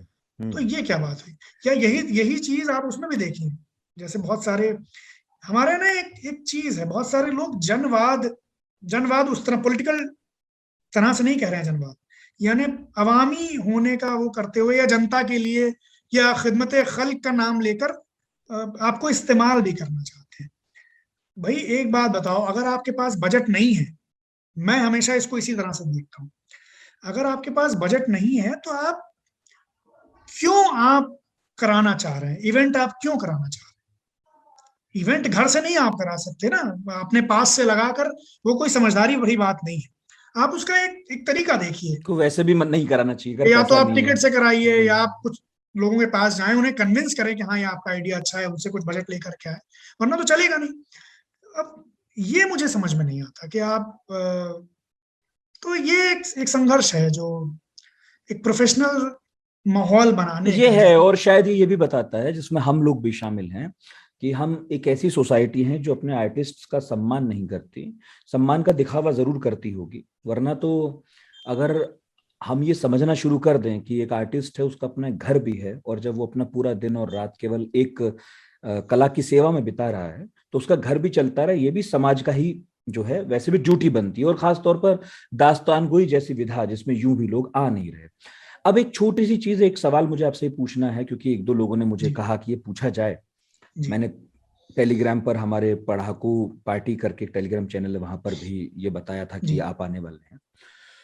तो एक सवाल किसी ने मुझसे यूं भी पूछा था, मेरे मित्र ने, कि बताइए, उनसे पूछेगा कि खासकर दास्तानगोई अगर कोई करना ही चाहे तो फिर उसको शुरुआत कैसे करनी चाहिए, क्योंकि आपने जैसा बताया मीर साहब के बारे में भी, ऐसे ही आपके बारे में भी मैं जानता हूँ, भयानक रिसर्च है, खूब पढ़ना है, लिखना भी गजब का है, फिर भाषा पर भी कमांड क्या शानदार है, फिर गाते भी हैं आप, सुनाते भी हैं आप।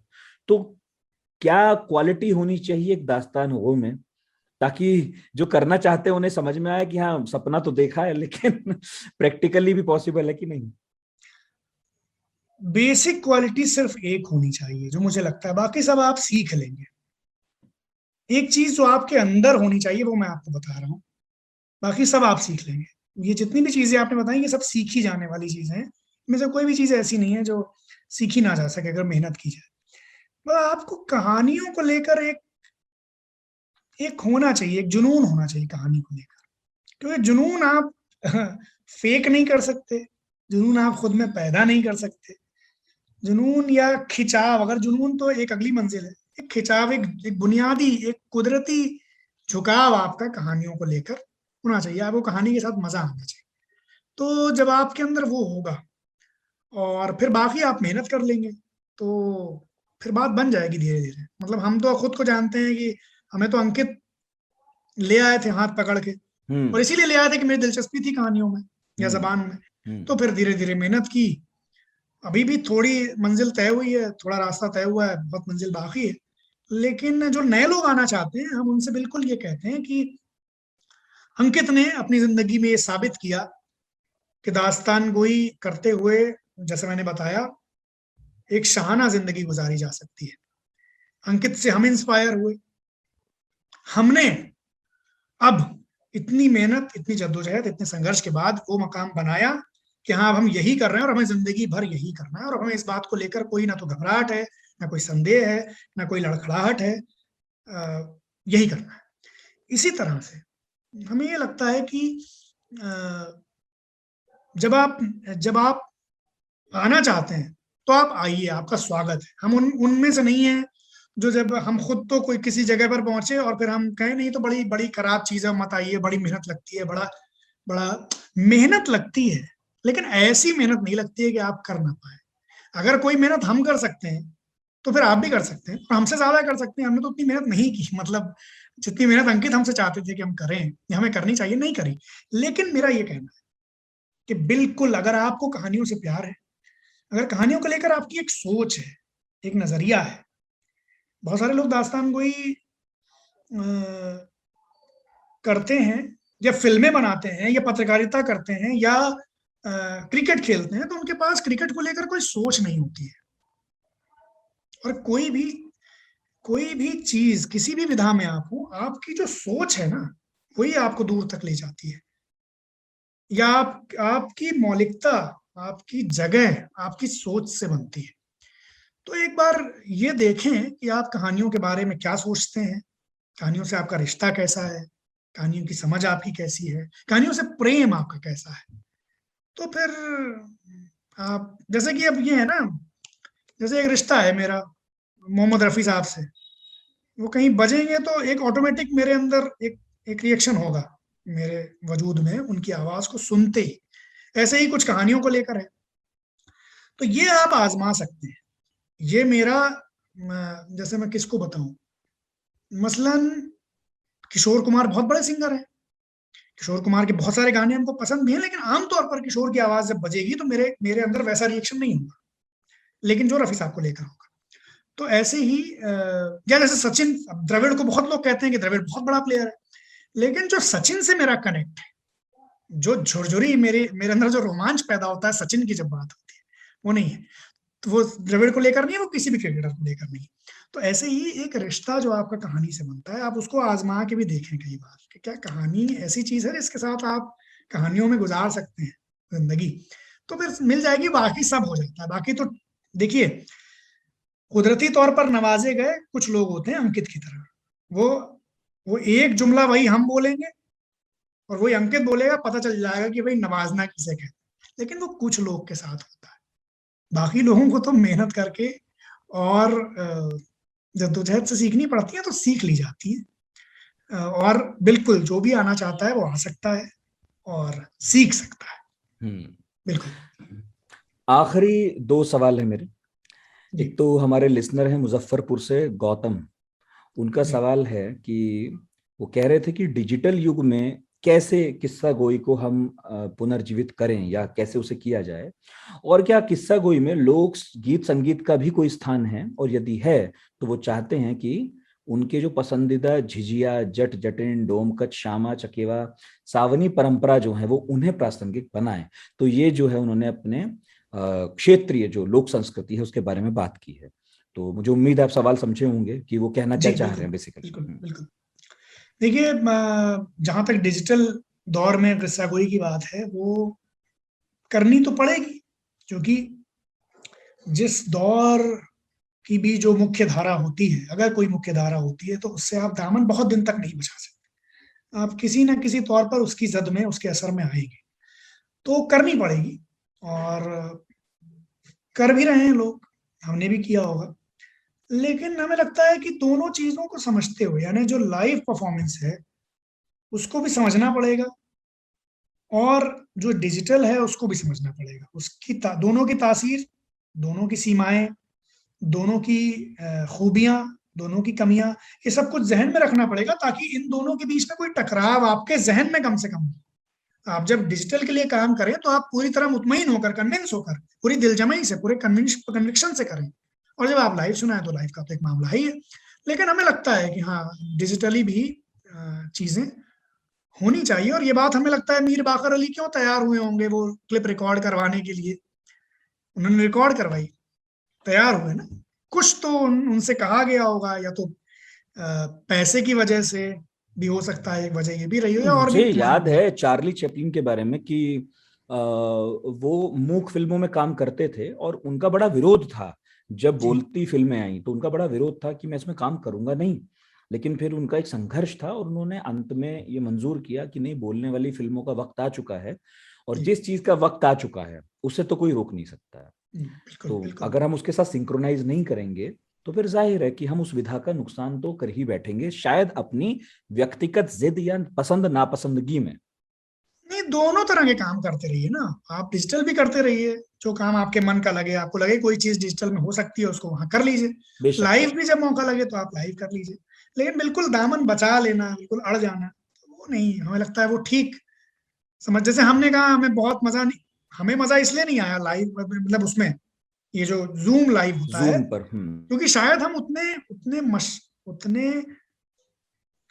उतनी महारत वाले आर्टिस्ट नहीं, उतने अधिकार वाले, उतने जोर वाले, तभी हम पब्लिक को वो मजा नहीं दिला पाए लाइव परफॉर्म करते हुए ये जूम पर या स्ट्रीम यार्ड पर ऑनलाइन। लेकिन क्या वजह है कि एक सिंगर जो है, अब कुमार सानू हमारे सामने अगर जूम पे भी गाएगा तो मजा आएगा हमको। तो ये मेरी अपनी सीमा हो सकती है, कोई किसी और आर्टिस्ट की हो सकता है ना हो, वो जादू जगा दे ऑनलाइन भी करे तो ये होता है। लेकिन हमें लगता है कि दोनों तरह की चीजें करना चाहिए। मेरा आखिरी सवाल इसी से जुड़ा था और वो यही था कि मैंने और तो ये इसका एक आखिरी हिस्सा रह गया जो उन्होंने पूछा, गीत संगीत वाली बात। और बिल्कुल देखिए, बिल्कुल दास्तान गोई, इस पर एक डिबेट भी हो सकती है, हो रही है या होती है। दास्तान गोई, जैसे हमने शुरू में कहा, एक शास्त्र है, उसका, उसके कुछ उसूल, कुछ कायदे हैं। अगर उसके बाहर की कोई चीज है तो हो सकता है दास्तान गोई ना माना जाए। तो सच बात यह है कि दास्तान गोई जिसे हम कहते हैं उसमें म्यूजिक नहीं होती थी, है ना। लेकिन अभी तो म्यूजिक डालते हैं लोग, हम भी कुछ म्यूजिकल दास्तानें करते ही हैं, जिन्हें अब चूंकि अब कई बुजुर्गों ने हमसे कहा कि भाई ये ठीक बात नहीं है, तुम गलत करते हो कि भाई दास्तान कहते हो, उससे एक भ्रम पैदा होता है एक ओरिजिनल चीज को लेकर। तो हमने उनकी बात मान ली, क्योंकि उनकी बात में अगर आप ये तर्क दें कि कोई भी चीज डेवलप होती है, किसी भी चीज के विकास में उसका स्वरूप बदलता है, वो दलील हमें मालूम है, किसी भी चीज में चेंज आता है। लेकिन उसके बावजूद उनकी बात भी ठीक है कि वो जो दास्तान जो है वो तो ये नहीं है। तो हमने अब किस्सा गोई, अब हम जब म्यूजिकल चीज करते हैं तो हम कोशिश करते हैं कि किस्सा गोई ही कहें उसको। किस्सा एक खुली हुई चीज है, किस्सा गोई का शास्त्र इस तरह से कोई नहीं है। किस्सा गोई जब आप कहते हैं तो आप किस्सा किसी भी तरह से सुना सकते हैं, और आपका अंदाज जो है वो ये तय करता है कि हाँ, आपका किस्सा किस तरह का है। तो अब हम म्यूजिकल किस्सा कोई उसको कह लेते हैं, और बिल्कुल म्यूजिक डाली जा सकती है। मेरा तो बहुत मन है कि हम एक बुंदेलखंड के किसी अलहैद के साथ कोलैबोरेट करें और वो आल्हा गा करके सुनाए, और फिर हम उसी लड़ाई का बयान अपने अंदाज में, किस्सा गोई के अंदाज में करें। बिल्कुल। वाह। तो इससे ये भी स्पष्ट होता है कि किस्सा गोई और दास्तान गोई में फर्क है। बिल्कुल फर्क है, बिल्कुल फर्क, यही फर्क है। दास्तान गोई एक बंधी हुई चीज है, एक ग्रामर वाली चीज है, बिल्कुल उसका, उसकी अपनी दुनिया, एक अलग उसका उसका हिसाब किताब बिल्कुल अलग है। किस्सा कोई एक, आप मसलन कोई किस्सा सुनाते हैं, आप सारे किस्से लिखते हैं फेसबुक पर भी जो आप सुनाते भी हैं, बिल्कुल आप किस्सा गो हैं, आप किस्सा गोई करते हैं। तमाम लोग बहुत अच्छी किस्सा गोई करते हैं। लेकिन दास्तान गो होना वो एक अलग किस्म का अनुशासन है, वो एक अलग किस्म की दुनिया है। बिल्कुल। आवारा होना और सन्यासी होने में फर्क है। जी जी बिल्कुल बिल्कुल। और दोनों को ही मैं पसंद करता हूँ। तो आखिरी सवाल इसी से जुड़ा था और मैं उसमें तो मैं आपका तजुर्बा जानना चाह रहा था, उसके लिए मैं खास तौर पर एक्साइटेड था आपसे पूछूं कि क्योंकि एक नई विधा है, मतलब नई का मतलब ये कि इस पीढ़ी के लिए एक नई विधा है, हमने पुराने दास्तान को नहीं सुना। तो आखिर में ये बताते जाइए जी, वक्त तो मैं और आप दोनों देख ही रहे हैं, लेकिन आखिर में ये बताते जाइए कि महसूस कैसा हुआ। जो नोट में पारिश्रमिक तो बाद में मिला होगा, लेकिन हुआ होगा ना कभी तो कि मंच से नीचे उतरे होंगे तो कोई बात किसी ने कही होगी, या फिर कहीं से गुजरे होंगे तो किसी ने देख के कुछ बोला होगा, कुछ तो हुआ होगा। हाँ, बहुत सारे ऐसे एक्सपीरियंस हैं जो आपको अंदर से धक्का देते हैं, नहीं भाई चलते रहो, ये राह सही राह है। तो उसमें तमाम, जैसे पहले ही सबसे पहली परफॉर्मेंस थी जो मजाज की दास्तान अंकित के साथ 2014 में, यानी जिसकी तैयारी हमने तकरीबन 1-1.5 साल पहले शुरू की थी, 2013 के आसपास से। तो पहली परफॉर्मेंस SNA में लखनऊ में, पूरा हॉल भरा हुआ, ऊपर भी नीचे भी, और जब वो दास्तान खत्म की तो लोग खड़े होकर ताली बजा रहे थे। उसमें एक दर्द भी था, तो लोग आंसू भी बहा रहे थे। और उसमें हमने बहुत खराब परफॉर्मेंस दी थी, बहुत अच्छी परफॉर्मेंस नहीं थी, बहुत बुरी परफॉर्मेंस थी। और उस दास्तान में जो भी अच्छा था वो अंकित, चूंकि साथ वो है ना, आप सचिन के साथ बैटिंग कर रहे हो तो आपको देखता कौन है? सचिन, वो तो लोगों को लगता है बस ये सिंगल ले और किस तरह सचिन पहुंचे। तो वो मेरा हाल था। लेकिन जो लोगों ने, हमने उसमें एक व्यवस्था की थी, हमने कुछ पोस्ट कार्ड हर एक इंसान को दिए थे कि अपनी फीडबैक लिखे। तो उसमें जो फीडबैक लिखा लोगों ने और उसमें अच्छी अच्छी टिप्पणियां आई, तो उससे एक हौसला बना कि हाँ भाई, जब हमने बिल्कुल खराब किया, मगर उससे खराब तो कभी नहीं कर सकते ना हम, तो जब उसमें लोगों ने इतना पसंद किया और इतनी अपेक्षा उन्होंने रखी, तो फिर ये काम अच्छा जब कर लिया तो लगा कि हाँ, ये तो बिल्कुल ही जब शुरुआत में किया तो ऐसा किया, तो अगर थोड़ा मेहनत से और लग के करेंगे तो धीरे धीरे इसमें फर्क आएगा। तो वो एक अच्छा अनुभव था, जो पहला अनुभव था उसमें लिखी हुई जो इतनी सारी प्रतिक्रिया मिली थी रिटर्न में। फिर दूसरा अनुभव जो है, दास्तान सेडिशन जब हमने किया जेएनयू में, उसका जो जो रिएक्शन जो जो ऑडियंस का था वो हम कभी नहीं भूल सकते। वो एड ब्लॉक पर बैठकर, और पूरा बहुत जबरदस्त था। वो भी एक एक्सपीरियंस बहुत बढ़िया था। फिर अभी जैसे कल हमने 1971 की जंग के 50 साल पूरे हुए हैं, तो सेंट्रल कमांड ने और मिलिट्री लिट फेस्ट ने लखनऊ में हमें एक दास्तान कमीशन की थी 1971 जंग के ऊपर, जिसमें हर रोज कुछ 1971 के वॉर वेटरन्स आते थे जिन्होंने जंग लड़ी थी 71, बुजुर्ग लोग 80 साल 85 साल इस तरह के।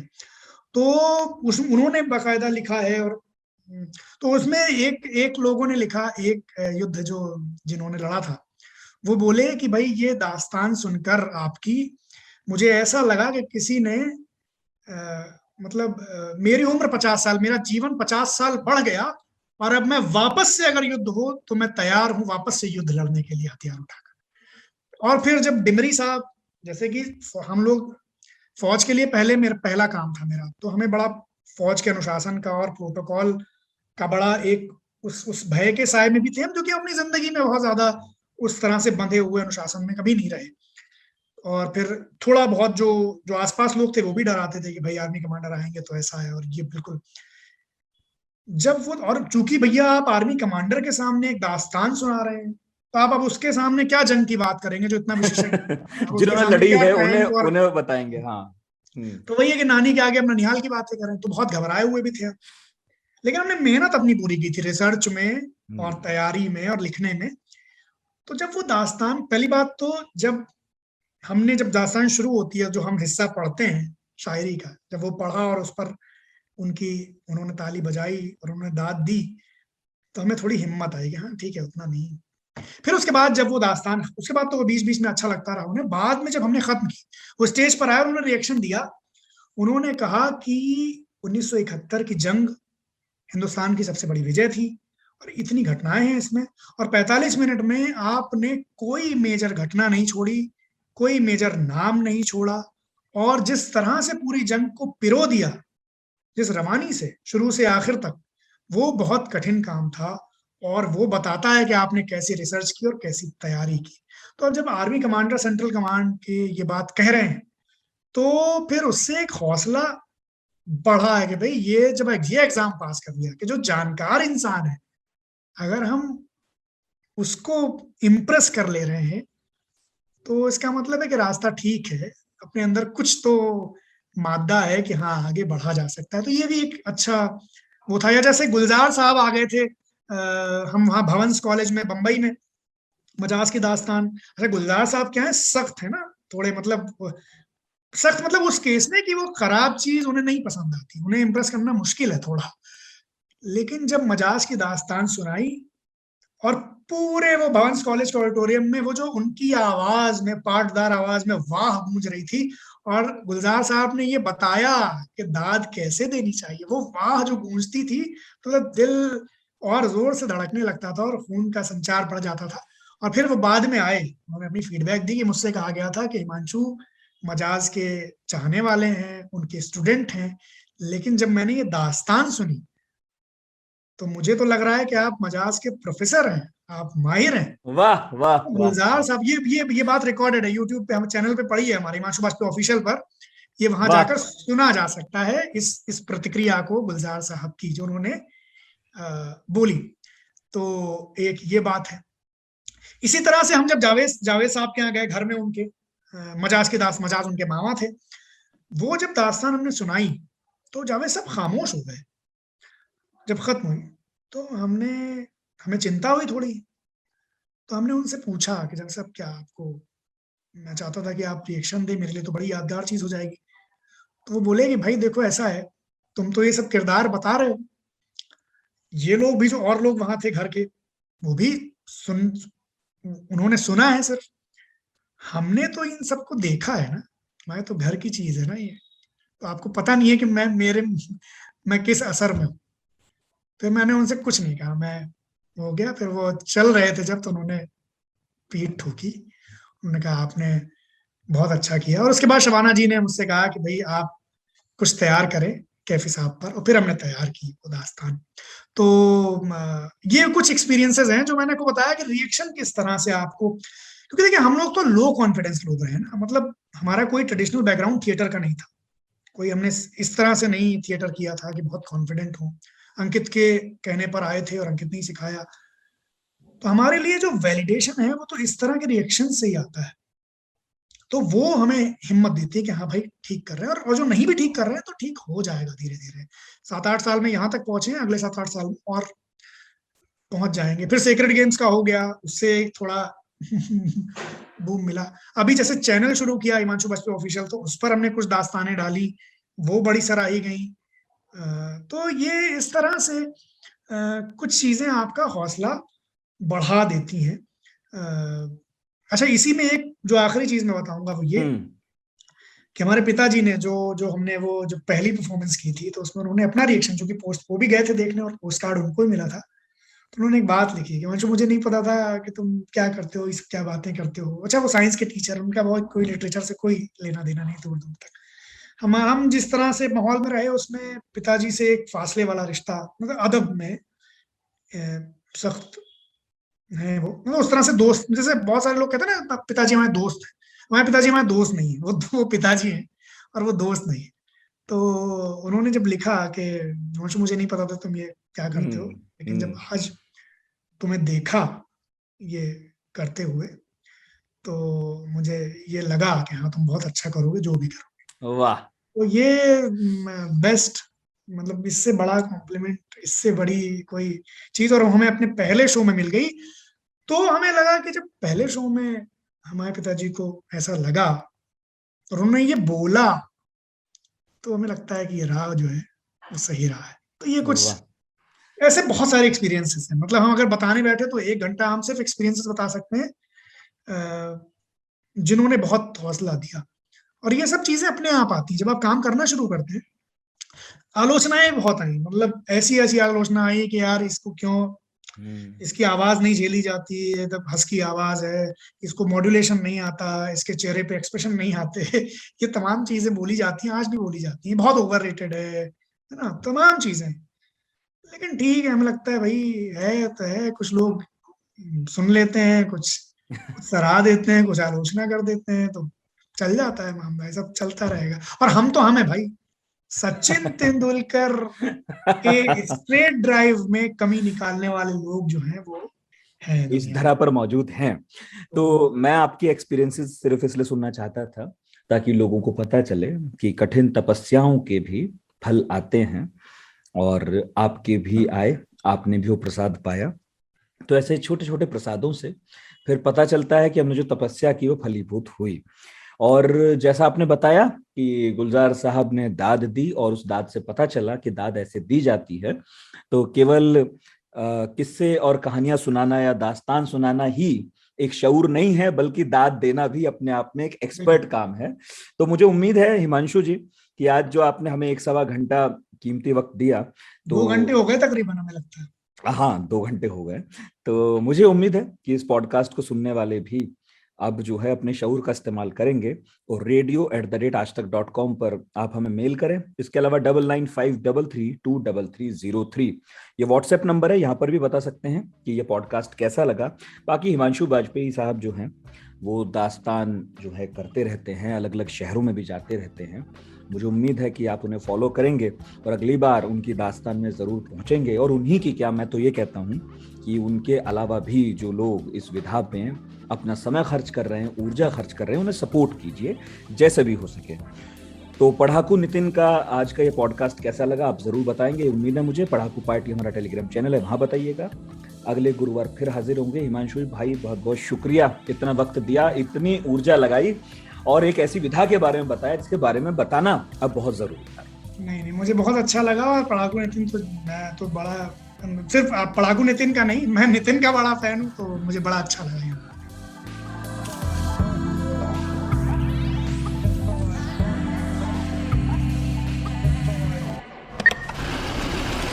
कमाते हैं लेकिन बचा नहीं पाते, बचाते हैं तो उससे कमा नहीं पाते। शेयर की चाल, निवेश का हाल, बाजार का तमाशा, इकोनॉमी की भाषा, बॉन्ड, बीमा, सोना, चांदी, सबकी होती है बात बचाते रहो नारे के साथ। हर शनिवार नितिन ठाकुर के साथ कीजिए मुलाकात अपने मनी मैनेजर से।